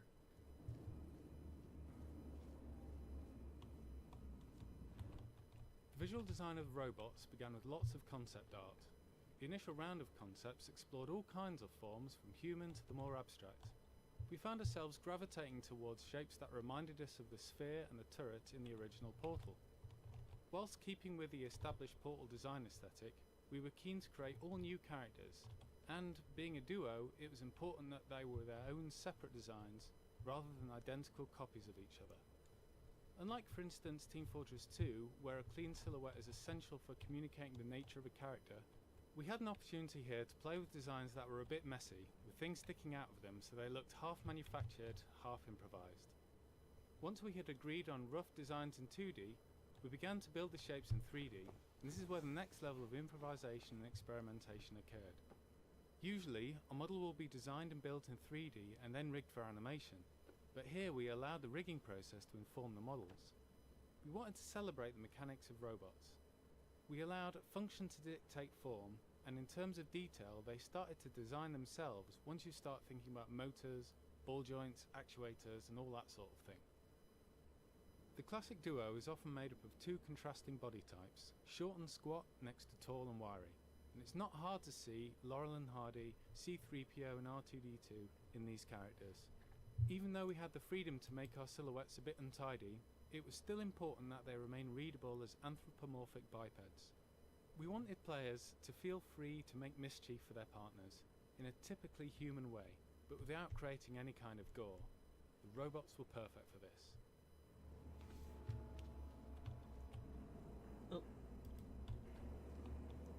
Our initial goal in designing the hub was to provide players with a lot of choices so that they could sample a variety of game types. The idea was that if they got stuck or needed a break, they could pick another test chamber or another mechanic to explore. In reality, this prevented us from doing sufficient training and limited the overall scope of the puzzles. With such a flat structure, it was much harder to layer old mechanics onto new ones because we couldn't guarantee that players understood what they needed to know to solve a puzzle. By going linear, we could guarantee prior knowledge and provide a much better experience, more satisfying pacing, and a story that gathered momentum over a long period of time.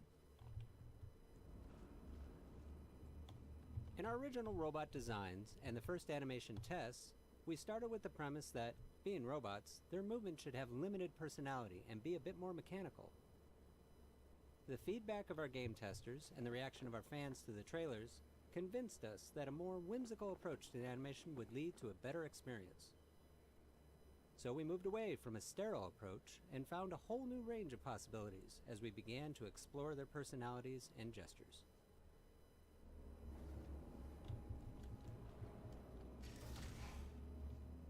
Since the co-op characters can die at any time, we needed a way to rebuild them quickly and often.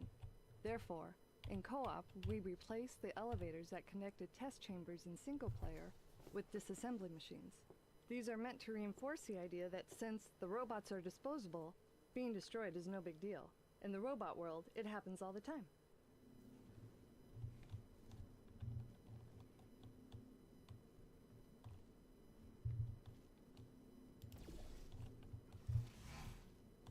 The orange bot has been described as finicky, and you can see elements that are somewhat bird-like and even reminiscent of the Odd Couple's Felix Unger. The Gotta Pee idle dance was born out of the idea that current bipedal robots are constantly needing to readjust in order to find their balance. Because Orange's design is rather unstable, the motion design solution was kind of a perpetual motion needed to maintain his balance.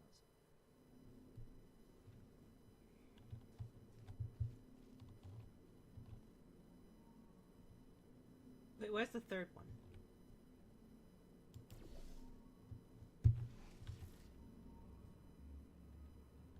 Oh, that's the third one.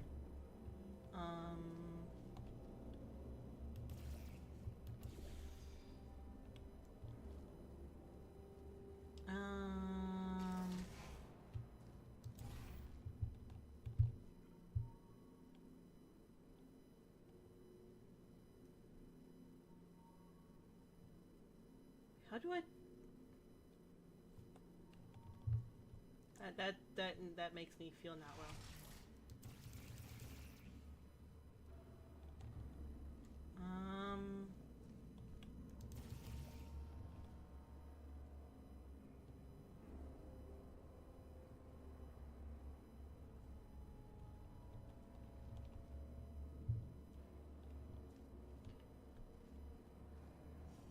Is this because I haven't gone down to...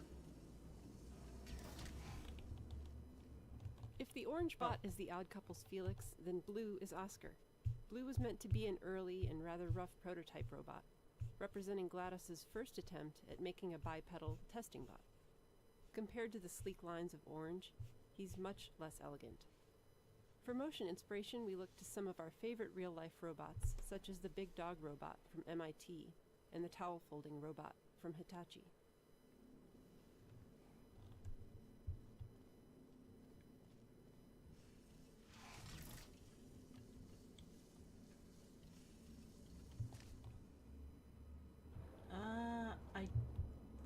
might be all of them.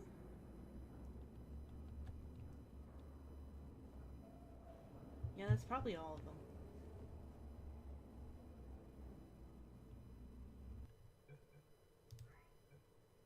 Since the hub is supposed to, over. Okay. Security room. Security room's at the end of the game. I have beat the co-op. Ish, I think. I think.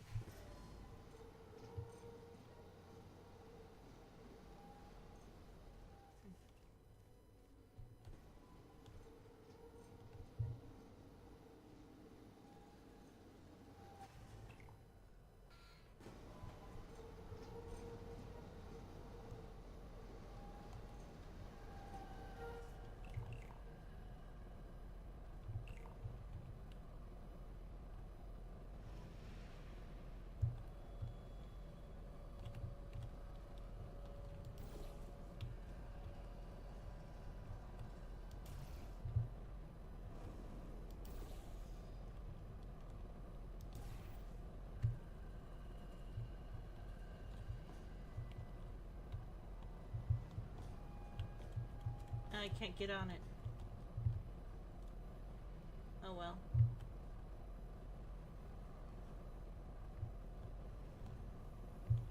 It took a while for us to dial in the right approach for the co-op bot vocalizations. Initially, we recorded some in-house vocal performances and processed them heavily, with the resulting sounds being very robotic. However, as the animations being created for the bots were so broad and expressive, we soon realized we were going to need to try a different sonic approach. After a few more in-house experiments, we brought in D. Bradley Baker, who we had worked with to create the voices for some of Left 4 Dead's Special Infected. We worked with D to come up with two distinct vocal and character approaches for the bots and recorded a range of responses for each. Afterward, two of our sound designers each took on one of the voices and came up with a unique sound processing approach to create a distinct sonic personality for each bot that still allowed the energy and expression of D's performances to shine through. In the following samples, you can hear what they sounded like in D's original performance, and the result after the sound designers got through with them.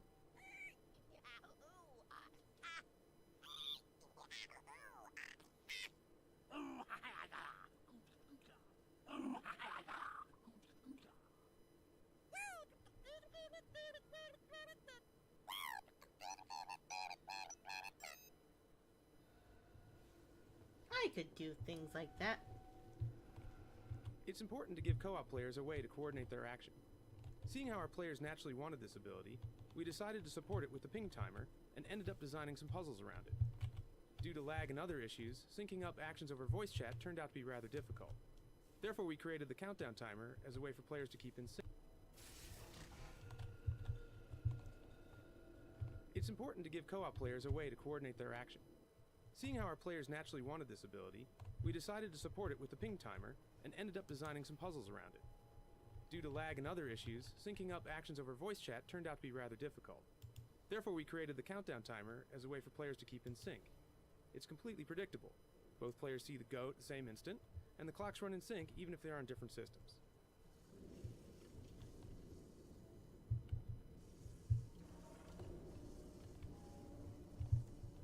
This puzzle requires one of Portal's trickiest logical leaps. Early playtesters often took longer than their patience would allow and were nearly ripping out their hair by the time they'd finally solved it. But almost everyone insisted that the payoff was by far their favorite moment in all of co-op. We significantly reduced the average solution time by adding a puzzle just before this where two cubes repeatedly collide, but this almost completely robbed the appeal from what was once a high moment. So instead, we decided to make a few subtle adjustments and leave players with the responsibility to make the final leap. First, we added a puzzle 4 chambers earlier to teach players to fling by cutting their hard light bridge and falling into a surface directly below. We then subconsciously primed the thought of mid-air collision by having players repeatedly ricochet weighted spheres against a hard light bridge. Finally, we designed this room's layout, lighting, and decals so that players would see the entire space as a symmetrical whole and visualize the bot's fling path. By planting shards of the idea in their heads, We allow players to own that exciting dual collision epiphany while keeping their sanity intact.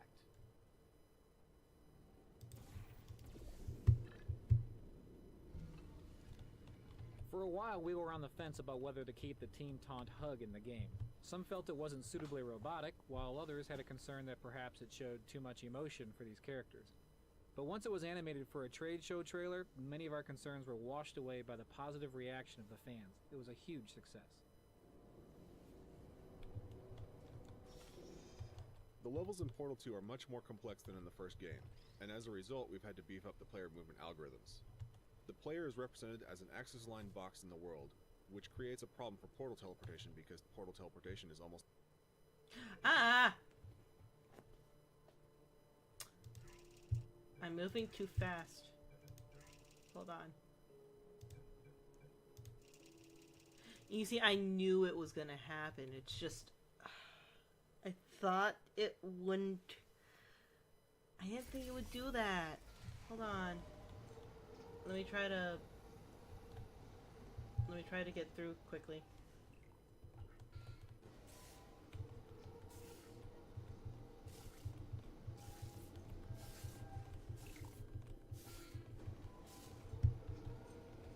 It's important to give co-op players a way to coordinate their action.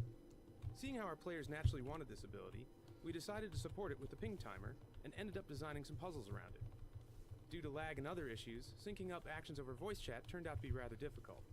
Therefore, we created the countdown timer as a way for players to keep in sync. It's completely predictable.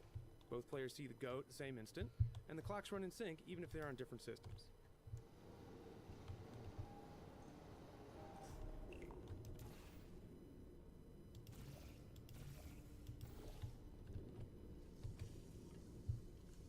Okay, I'm gonna... It's gonna happen.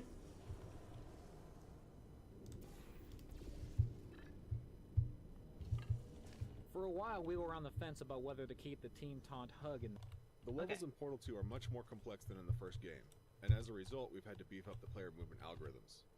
The player is represented as an axis-aligned box in the world, which creates a problem for portal teleportation because portal teleportation is almost never axis-aligned.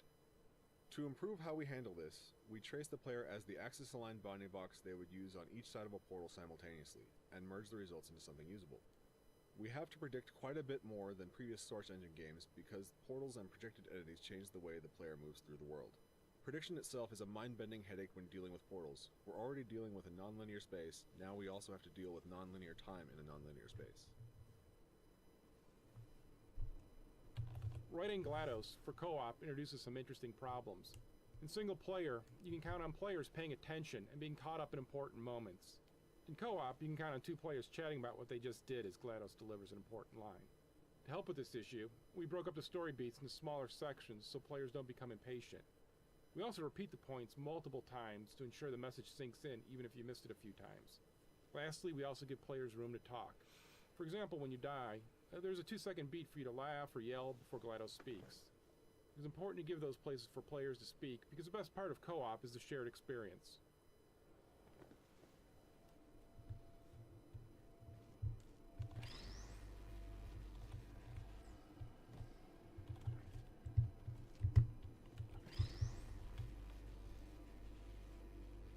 Okay, now the disc goes in. In just a moment, the word blah. Okay.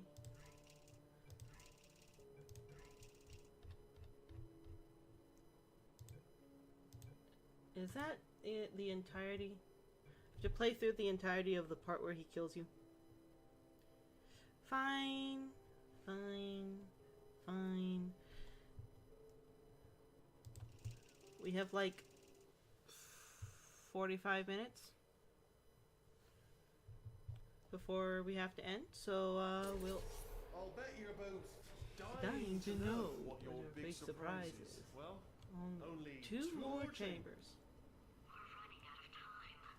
I think I can break us out of here in the next chamber. Just play along. Having built up the expectation that Wheatley is going to kill the player, we still wanted the actual moment to be a surprise. By this point, players are entirely comfortable with faith plates, and the simple subversion of expectations as Wheatley punts you sideways is a fun and surprising moment. We added the bouncing box with the intention that players attempt to time their jump to catch the box, focusing their attention on the expected result of their jump and heightening the surprise.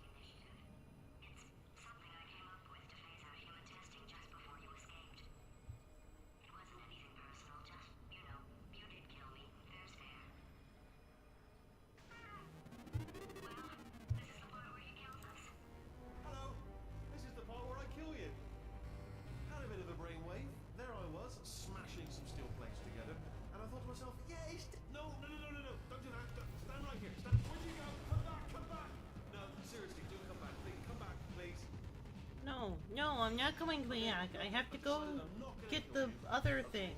If you come back. Oh, just thinking back to the old times, the old days when we were friends, good old friends, not enemies. And I would say something like, come back. And he'd be like, yeah, no problem. And he'd come back. What happened to those days?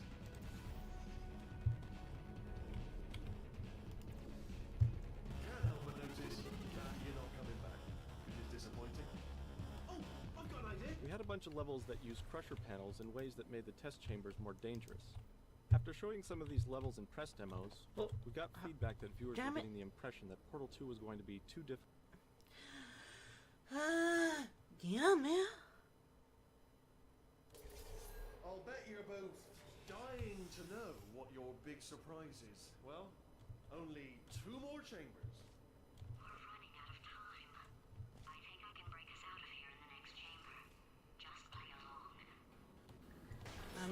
I'm not clicking that one. Just gonna speed as fast as we can. Oh. I almost killed myself again. Built specifically for testing. Oh no. He found a cooperative testing initiative. It's something I came up with to phase out human testing just before you escaped. It wasn't anything personal, just, you know, you did kill me. Fair's fair. Well, this is the part where he kills us. Hello. This is the part where I kill you. Well, that's... Had a bit of a brainwave. There I was, smashing some steel plates together, and I thought to myself, yes! No, don't do that. Stand right here. Stand. Where'd you go? Come back. No, seriously, do come back. Please, come back, please. Okay, look, I've decided I'm not gonna kill you, okay, if you come back. You know, there's always a chance to just, the old days when we were friends, listen to him. Not enemies. And I would say something like, come back. And he'd be like, yeah, no problem. And he'd come back. What happened to those days? Can't help but notice that We're not you're coming back. Which is disappointing. Oh, I've got an idea. We had a bunch of levels that used crusher panels in ways that made the test chambers more dangerous. Oh. After showing some of these levels in Darn press it. demos, we got feedback that viewers were getting the impression that Portal 2 was going to be too difficult, since players would have to time events such as running or falling. We didn't need to hear him completely. We've already heard him before.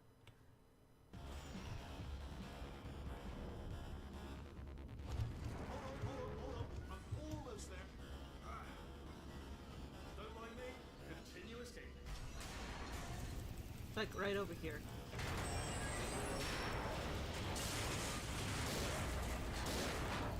Nope.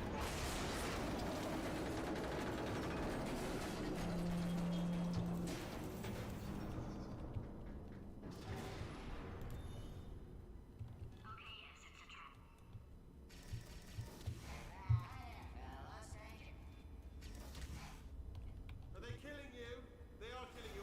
Ha! Was that your bullet riddled body flying out the roof? It was. Oh, those were the crap turrets, weren't they? Yeah. Well, no matter, because I'm still holding all the cards. And guess they're what? they're all ace. They're all full aces. Full houses. New turrets, not effective. Ace of fours. Ace of fours. Best hand.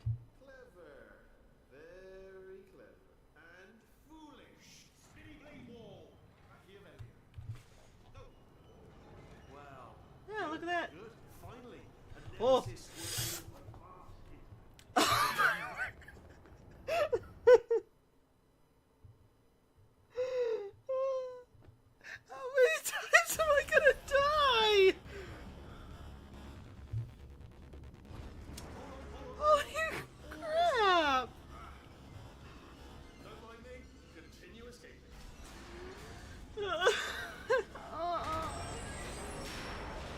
trying to get through this quickly, and I keep on doing dumbass things.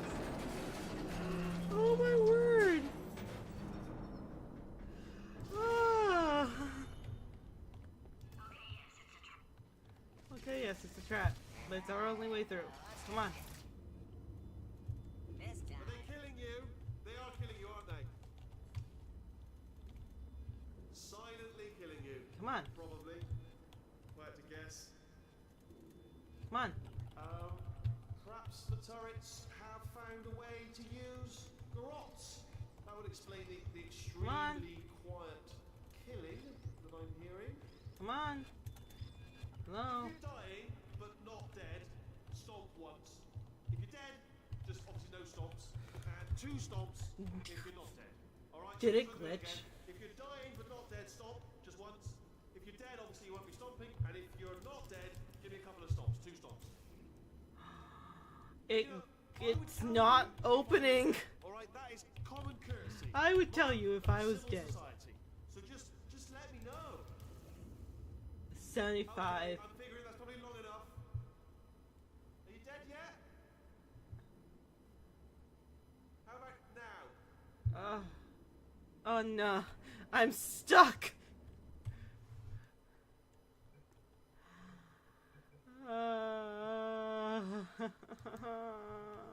No, I don't want to go back. Why? Why is it not working?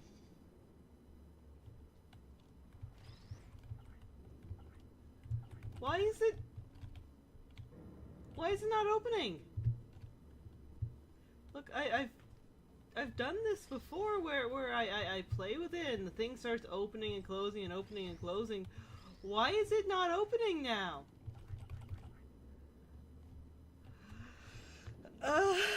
No, I have to.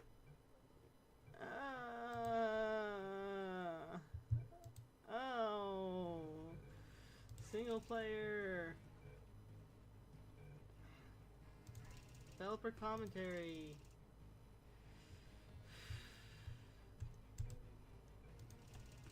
Oh my word. All of the bad things. I'm just trying to get to the to like the commentary right next to the resolution button. Only 2 more chambers. We're running out of time. I think I can break us out of here in the next chamber. I'm just. Surprise! We're doing it now. Aw. Okay, credit where it's due. For a little idiot built specifically to come up with stupid, unworkable plans, that was a pretty well-laid trap. Okay, so he's like right here, I think. I found 2 little robots back here, built specifically for testing. Built specifically for testing. Oh my word.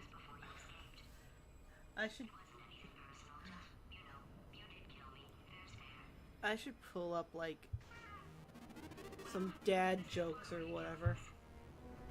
This is the part when I kill you. Part where he kills you. There I was, smashing some steel plates together, and I thought to myself, yes, no, stand right here, stand. When you go, come back. No, seriously, do come back, please, come back, please. Okay, look, I've decided I'm not going to kill you, okay, if you come back. Oh, just thinking back to the old times, the old days when we were friends, good old friends, not enemies, and I would say something like, come back, and he'd be like, yeah, no problem, and he'd come back. What happened to those days? You started killing me? What loses? You're not coming back. Which is disappointing. Oh, I've got an idea. Yeah. We had a bunch of levels that used crusher panels in ways that made the test chambers more dangerous. After showing some of these levels in press demos, we got feedback that viewers were getting the impression.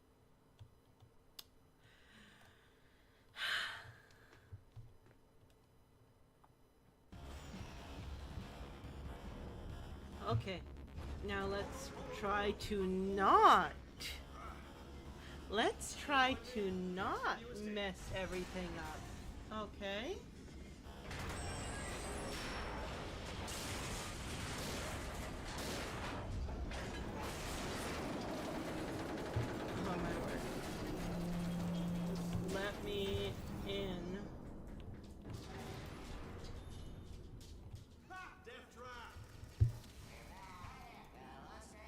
There we go.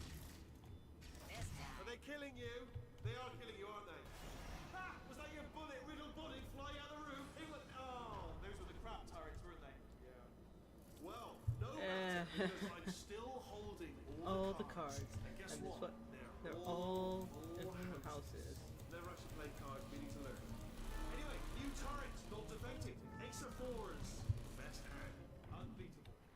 Oh, I see. Clever. Very clever. And foolish. Spinny blade ball. Machiavellian. Okay. Wow. Okay. Good. Okay. Finally, a nemesis worthy of my vast intellect. In this excursion funnel ride, playtesters would often end up shooting the wrong portal at the critical moment and killing themselves. This ruined the moment for players who often didn't quite understand why their excursion funnel hadn't been redirected. As a solution, we now detect when the player places the wrong portal in hopes of saving themselves. We help them out by moving their other portal under the excursion funnel source. This effectively makes this section foolproof by allowing the player to shoot either portal to save themselves.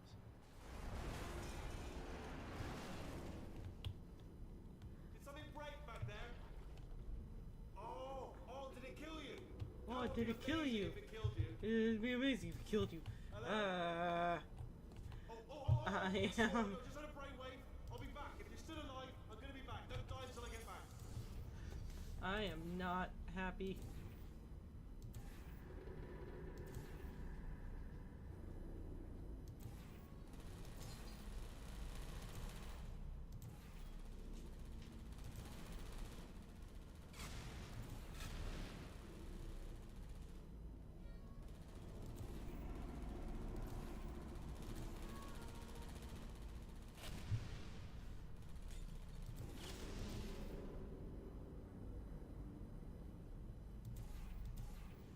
Okay.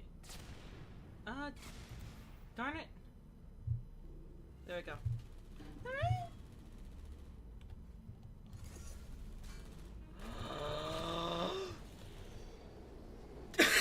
No.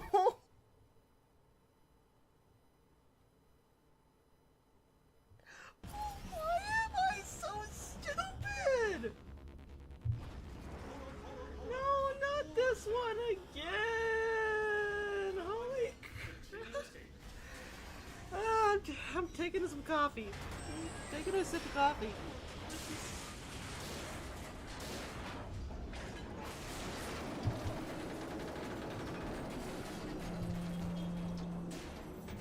I'm gonna get this stream and then just have a compilation of every single time I die. Are they killing you? They are killing you, aren't they? Silently killing you. Probably. If I had to guess. Hi. Don't lock me out again. Your bullet riddled body fly out the roof. It was, Oh, those were yours, weren't they? Well, no matter, because I'm still holding all the cards. And guess what? They're all full houses. Never actually played cards, we need to learn. Anyway, new turret, not defecting. Ace of fours. Best hand. Unbeatable. Oh, I see. Clever. Very clever. And foolish. Spinny blade ball. Machiavellian. Machiavellian. Wow. Good, good. Finally, a nemesis worthy of my vast intellect. What if... Oh, well. In this excursion funnel ride, playtesters would often end up shooting the wrong portal at the critical moment and killing themselves. This ruined the moment for players who often didn't quite understand why their excursion funnel hadn't been redirected. As a solution, we now detect when the player places the wrong portal in hopes of saving themselves. We help them out by moving their other portal under the excursion funnel source. This effectively makes this section foolproof by allowing the player to shoot either portal to save themselves. Did something break back there? Oh, Yeah, something did it broke. kill you? My heart. That would be amazing if it killed you. Hello? Oh, yes, alright, no, just had a brainwave. I'll be back. If you're still alive, I'm gonna be back. Don't die until I get back. Come on.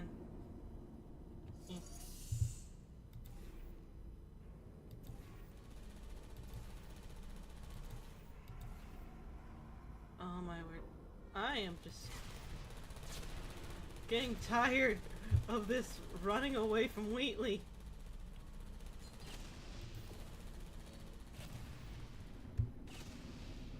Okay, they're both over there.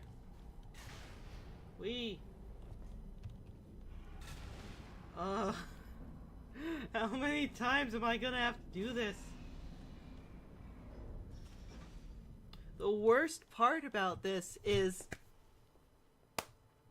I can't even like die between the stalemate resolution button and the end.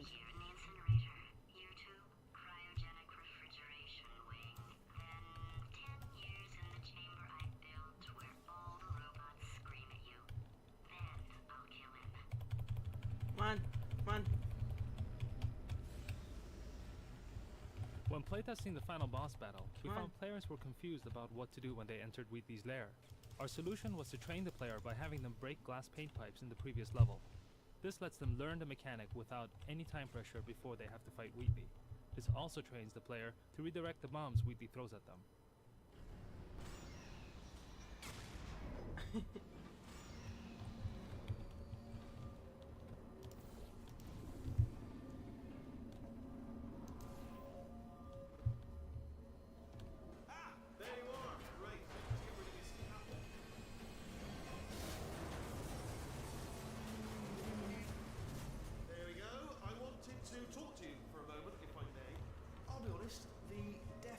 Have been a bit of a failure so far from both of us. I think you'll agree. And you are getting very close to my lair. Lair. It's weird, isn't it? First time I've said it out loud. It sounds a bit ridiculous, really. Okay, I'll take that as a no then. Yes, take it as a no. Take it as a no.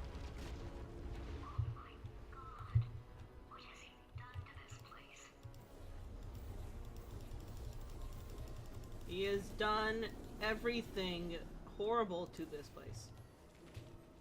Right now that doesn't matter. What matters is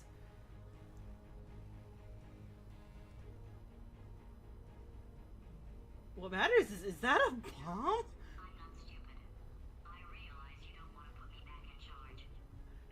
Is there a bomb? There's a bomb there. What?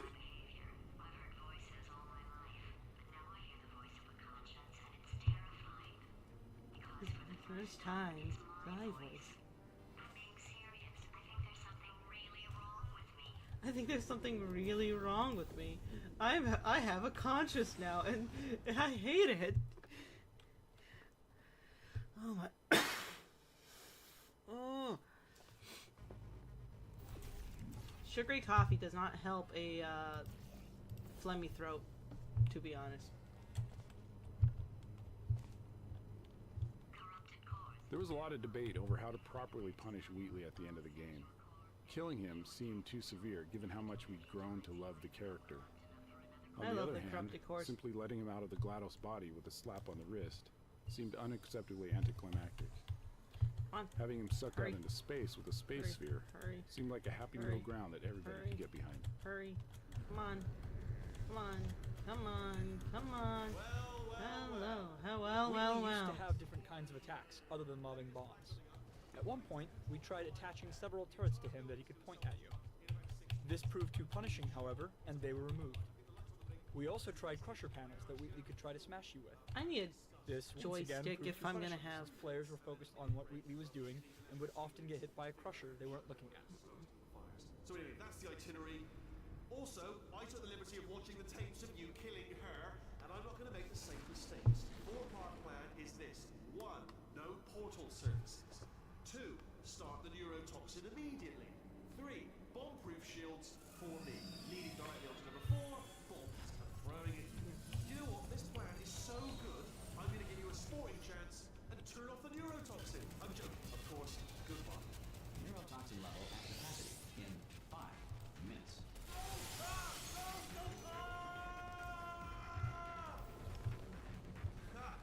That's sounded real. No, that was actually an impression of you. Actually, because you just fell into my trap, my brilliant trap. Just said, I want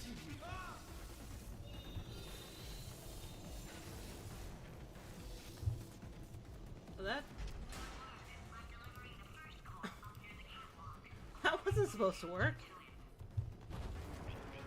Space, space, space, space, space, space, space. Gotta go, space. Space, space. Play cool, here comes space cops. Core corruption at Space 50%. cops. Vent system compromised. Neurotoxin offline. Reactor explosion in 4 minutes. What happened? What happened? What have you pulled to me? What is that? Hold on. The bloody bombs are stuck on. Doesn't matter. I've reconfigured the shield. Oh, it's a quarter.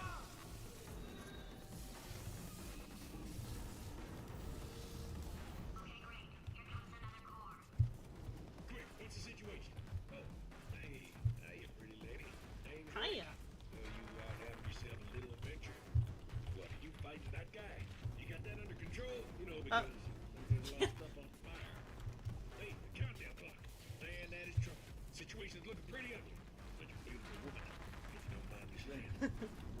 I don't want to scare you. I love how he just hits on you while you're doing this.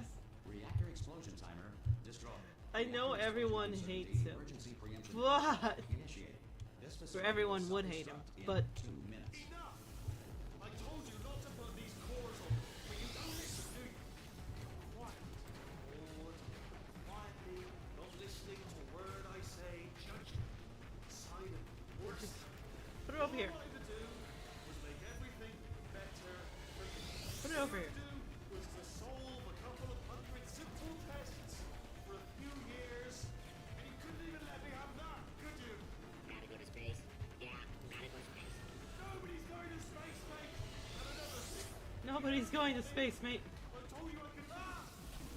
Space. This one should do it.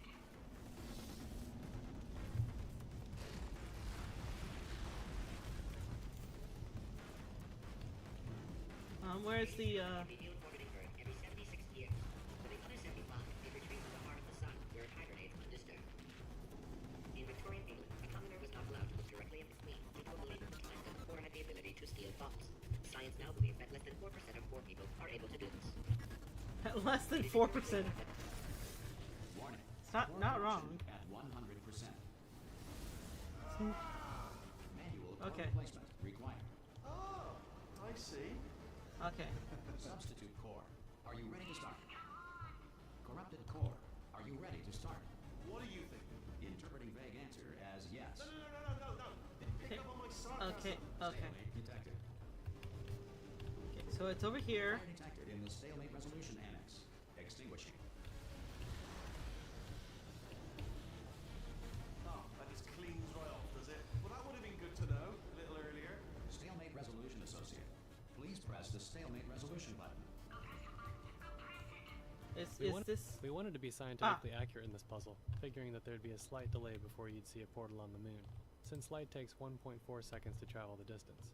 But playtesters would shoot the moon and instantly turn away, thinking nothing had happened. They didn't realize they had actually shot a portal on the moon. We tried and rejected a few different approaches to communicate the effect, including a cheat involving quantum entanglement, before settling on the current solution to this problem.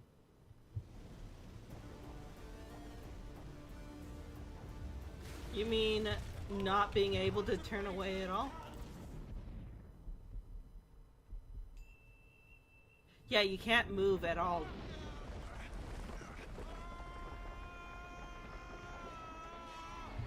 Space! Space!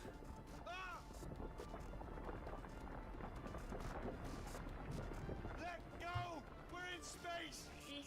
Space! Let go! Space! I can pull myself in! I can still fix this! I already fixed it, and you are not coming back. Oh no! Change your plans! Hold on to me! Tighter! Grab me! Grab me! Grab me!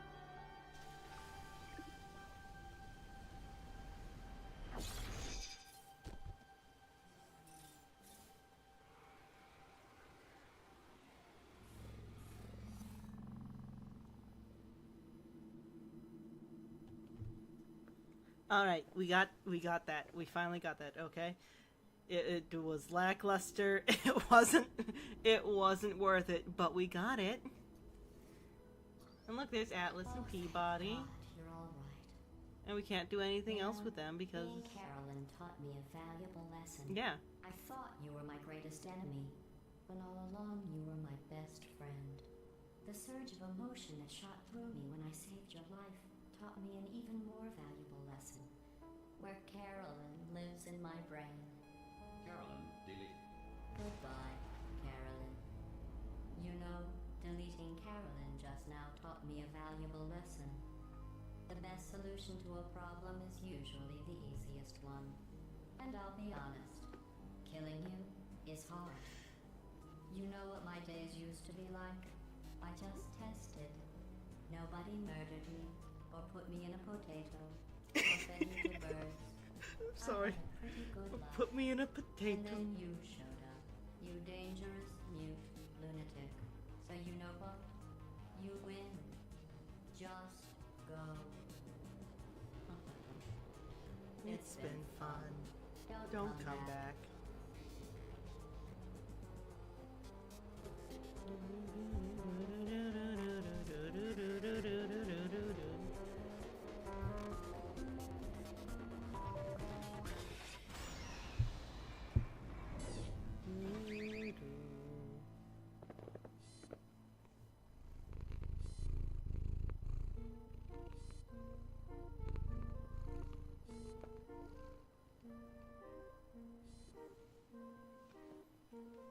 There's some cat commentary.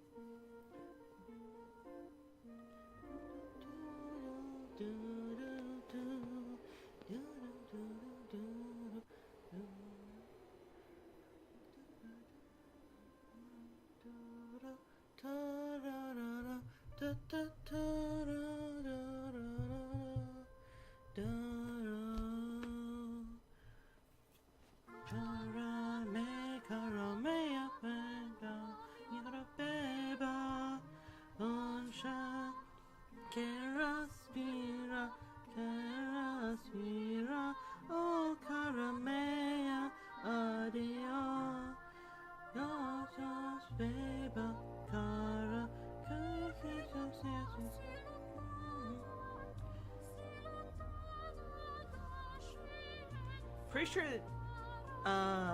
that's also GLaDOS's voice actor, by the way. Actress.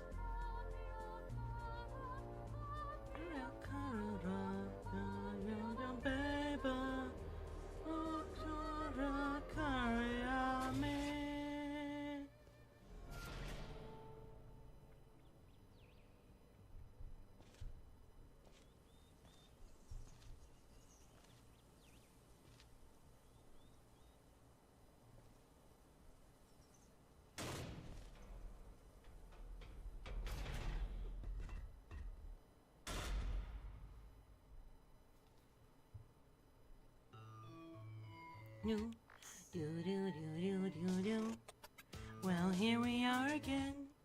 It's always such a pleasure. Remember when you tried to kill me twice? Oh, how we laughed and laughed, except I wasn't laughing. Under the circumstances, I've been shockingly nice. We're gonna sing this once again, because I love this song. I used to want you dead, but now I only want you gone. She was a lot like you, maybe not quite as heavy. Now little Carolyn is in here too. One day they woke me up so I could live forever. With such a shame, the same will never happen to you. You've got your shorts and life left. That's what I'm counting on. I'll let you get right to it now. I only want you gone.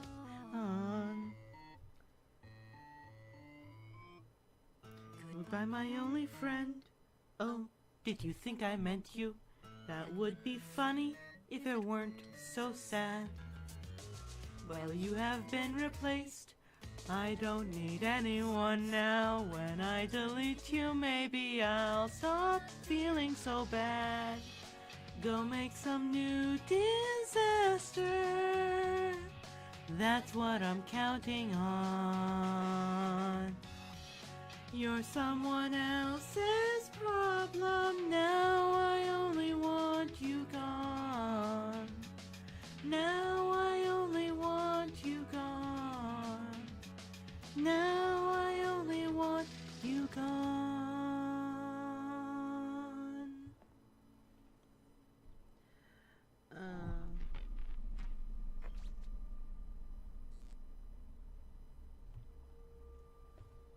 So much space. Need to see it all. I wish I could take it all back. I honestly do. I honestly do wish I could take it all back. And not just because I'm stranded in space. I'm in space. I know you are, mate. Yeah, we're both in space. Anyway, you know, if I was ever to see her again, do you know what I'd say? I'm in space. I'd say, I'm sorry. Sincerely. I am sorry I was bossy and monstrous. And I am genuinely sorry. I'm in space. The end.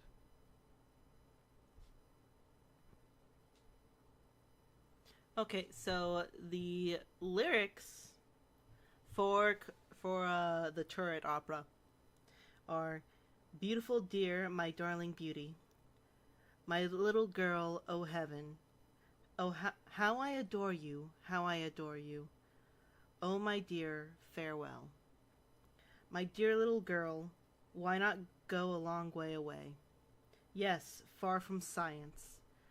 My dear, my beloved little girl, my beautiful one." And then,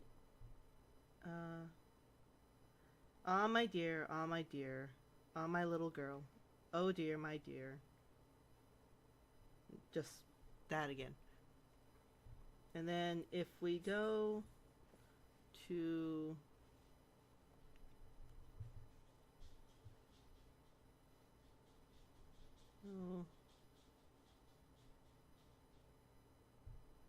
who sung it?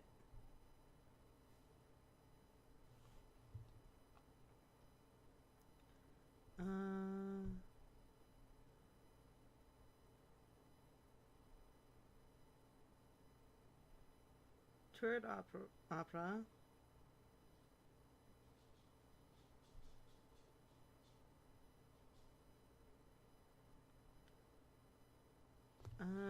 The Turret Opera is a piece of music featured at the end of Portal 2, where numerous Aperture Science Sentry turrets sing the song Cara Mia Addio, an Italian aria. Cara Mia Addio is an Italian aria, but it is not accompanied by official lyrics. Fans of Portal 2 with an understanding of Italian have both transcribed them in their original tongue and translated them to English. The song was composed by Valve composer Mike Morski, but librist is unknown. Ellen McLean is the vocalist for the song. She also voiced GLaDOS and the Turrets. In an interview, McLean claimed that she made up the words out of her bad Italian on the spot. The chorus can be seen/heard after Shell awakens in GLaDOS' main control room and is subsequently expelled from the facility via an elevator.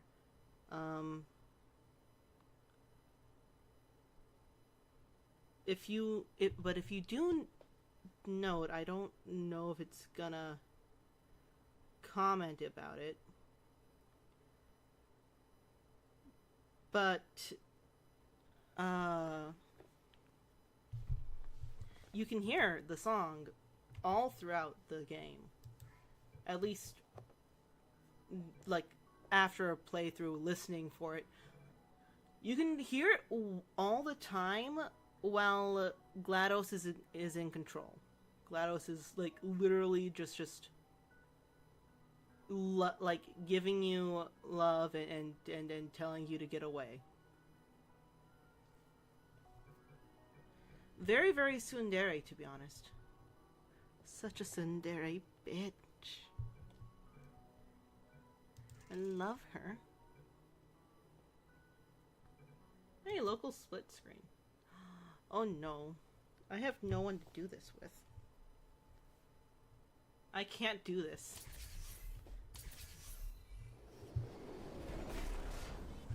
Welcome to the Computer Intelligence Training and Enrichment Center Human Test Subject Research Center.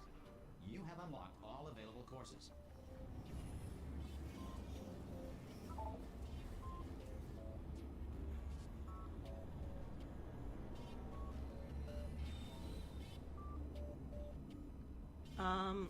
But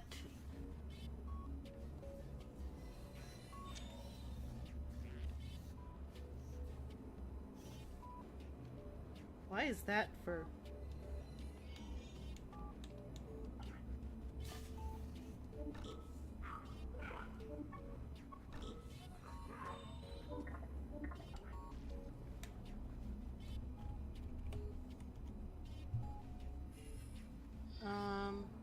No, that's the wrong one again.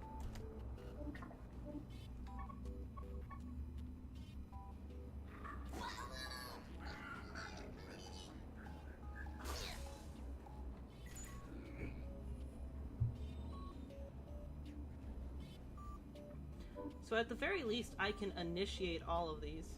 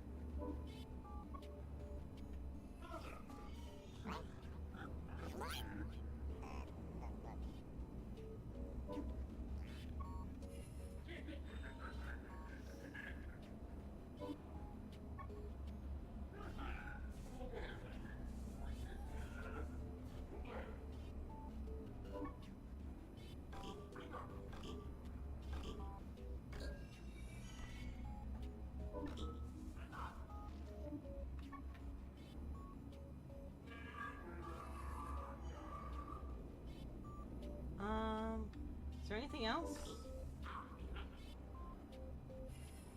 What's this side? This side does nothing. That is okay. So there's those. Then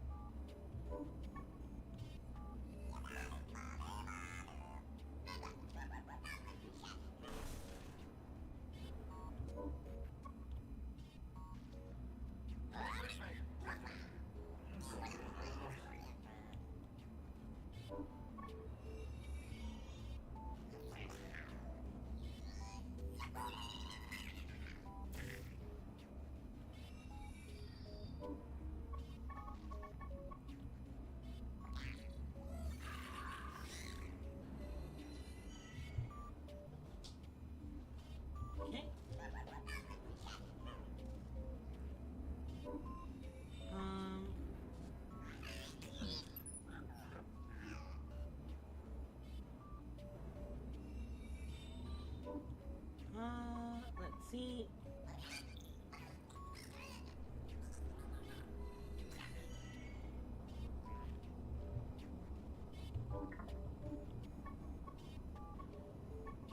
Yeah, I guess that's all.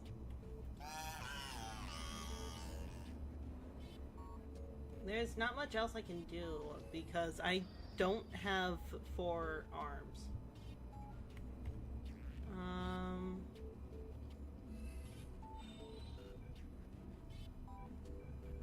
Exit the main menu.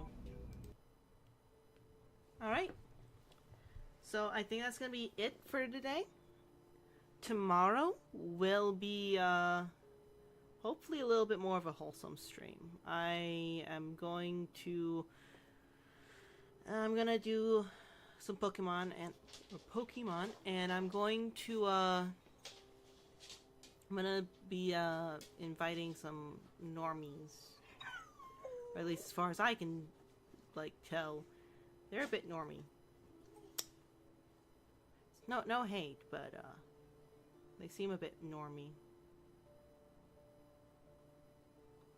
But I hope to be able to get some people to watch at least. Anyway,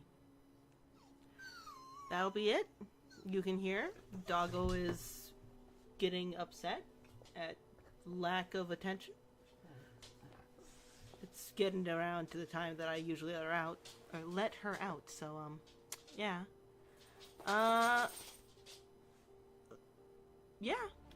Tomorrow will be Prinorima, and tonight I'm probably going to get some of this recording, and I'll make a short of all the times I died. Maybe. Anyway, have a great day. And thank you so much for joining. Okay. Thank you so much. Goodbye.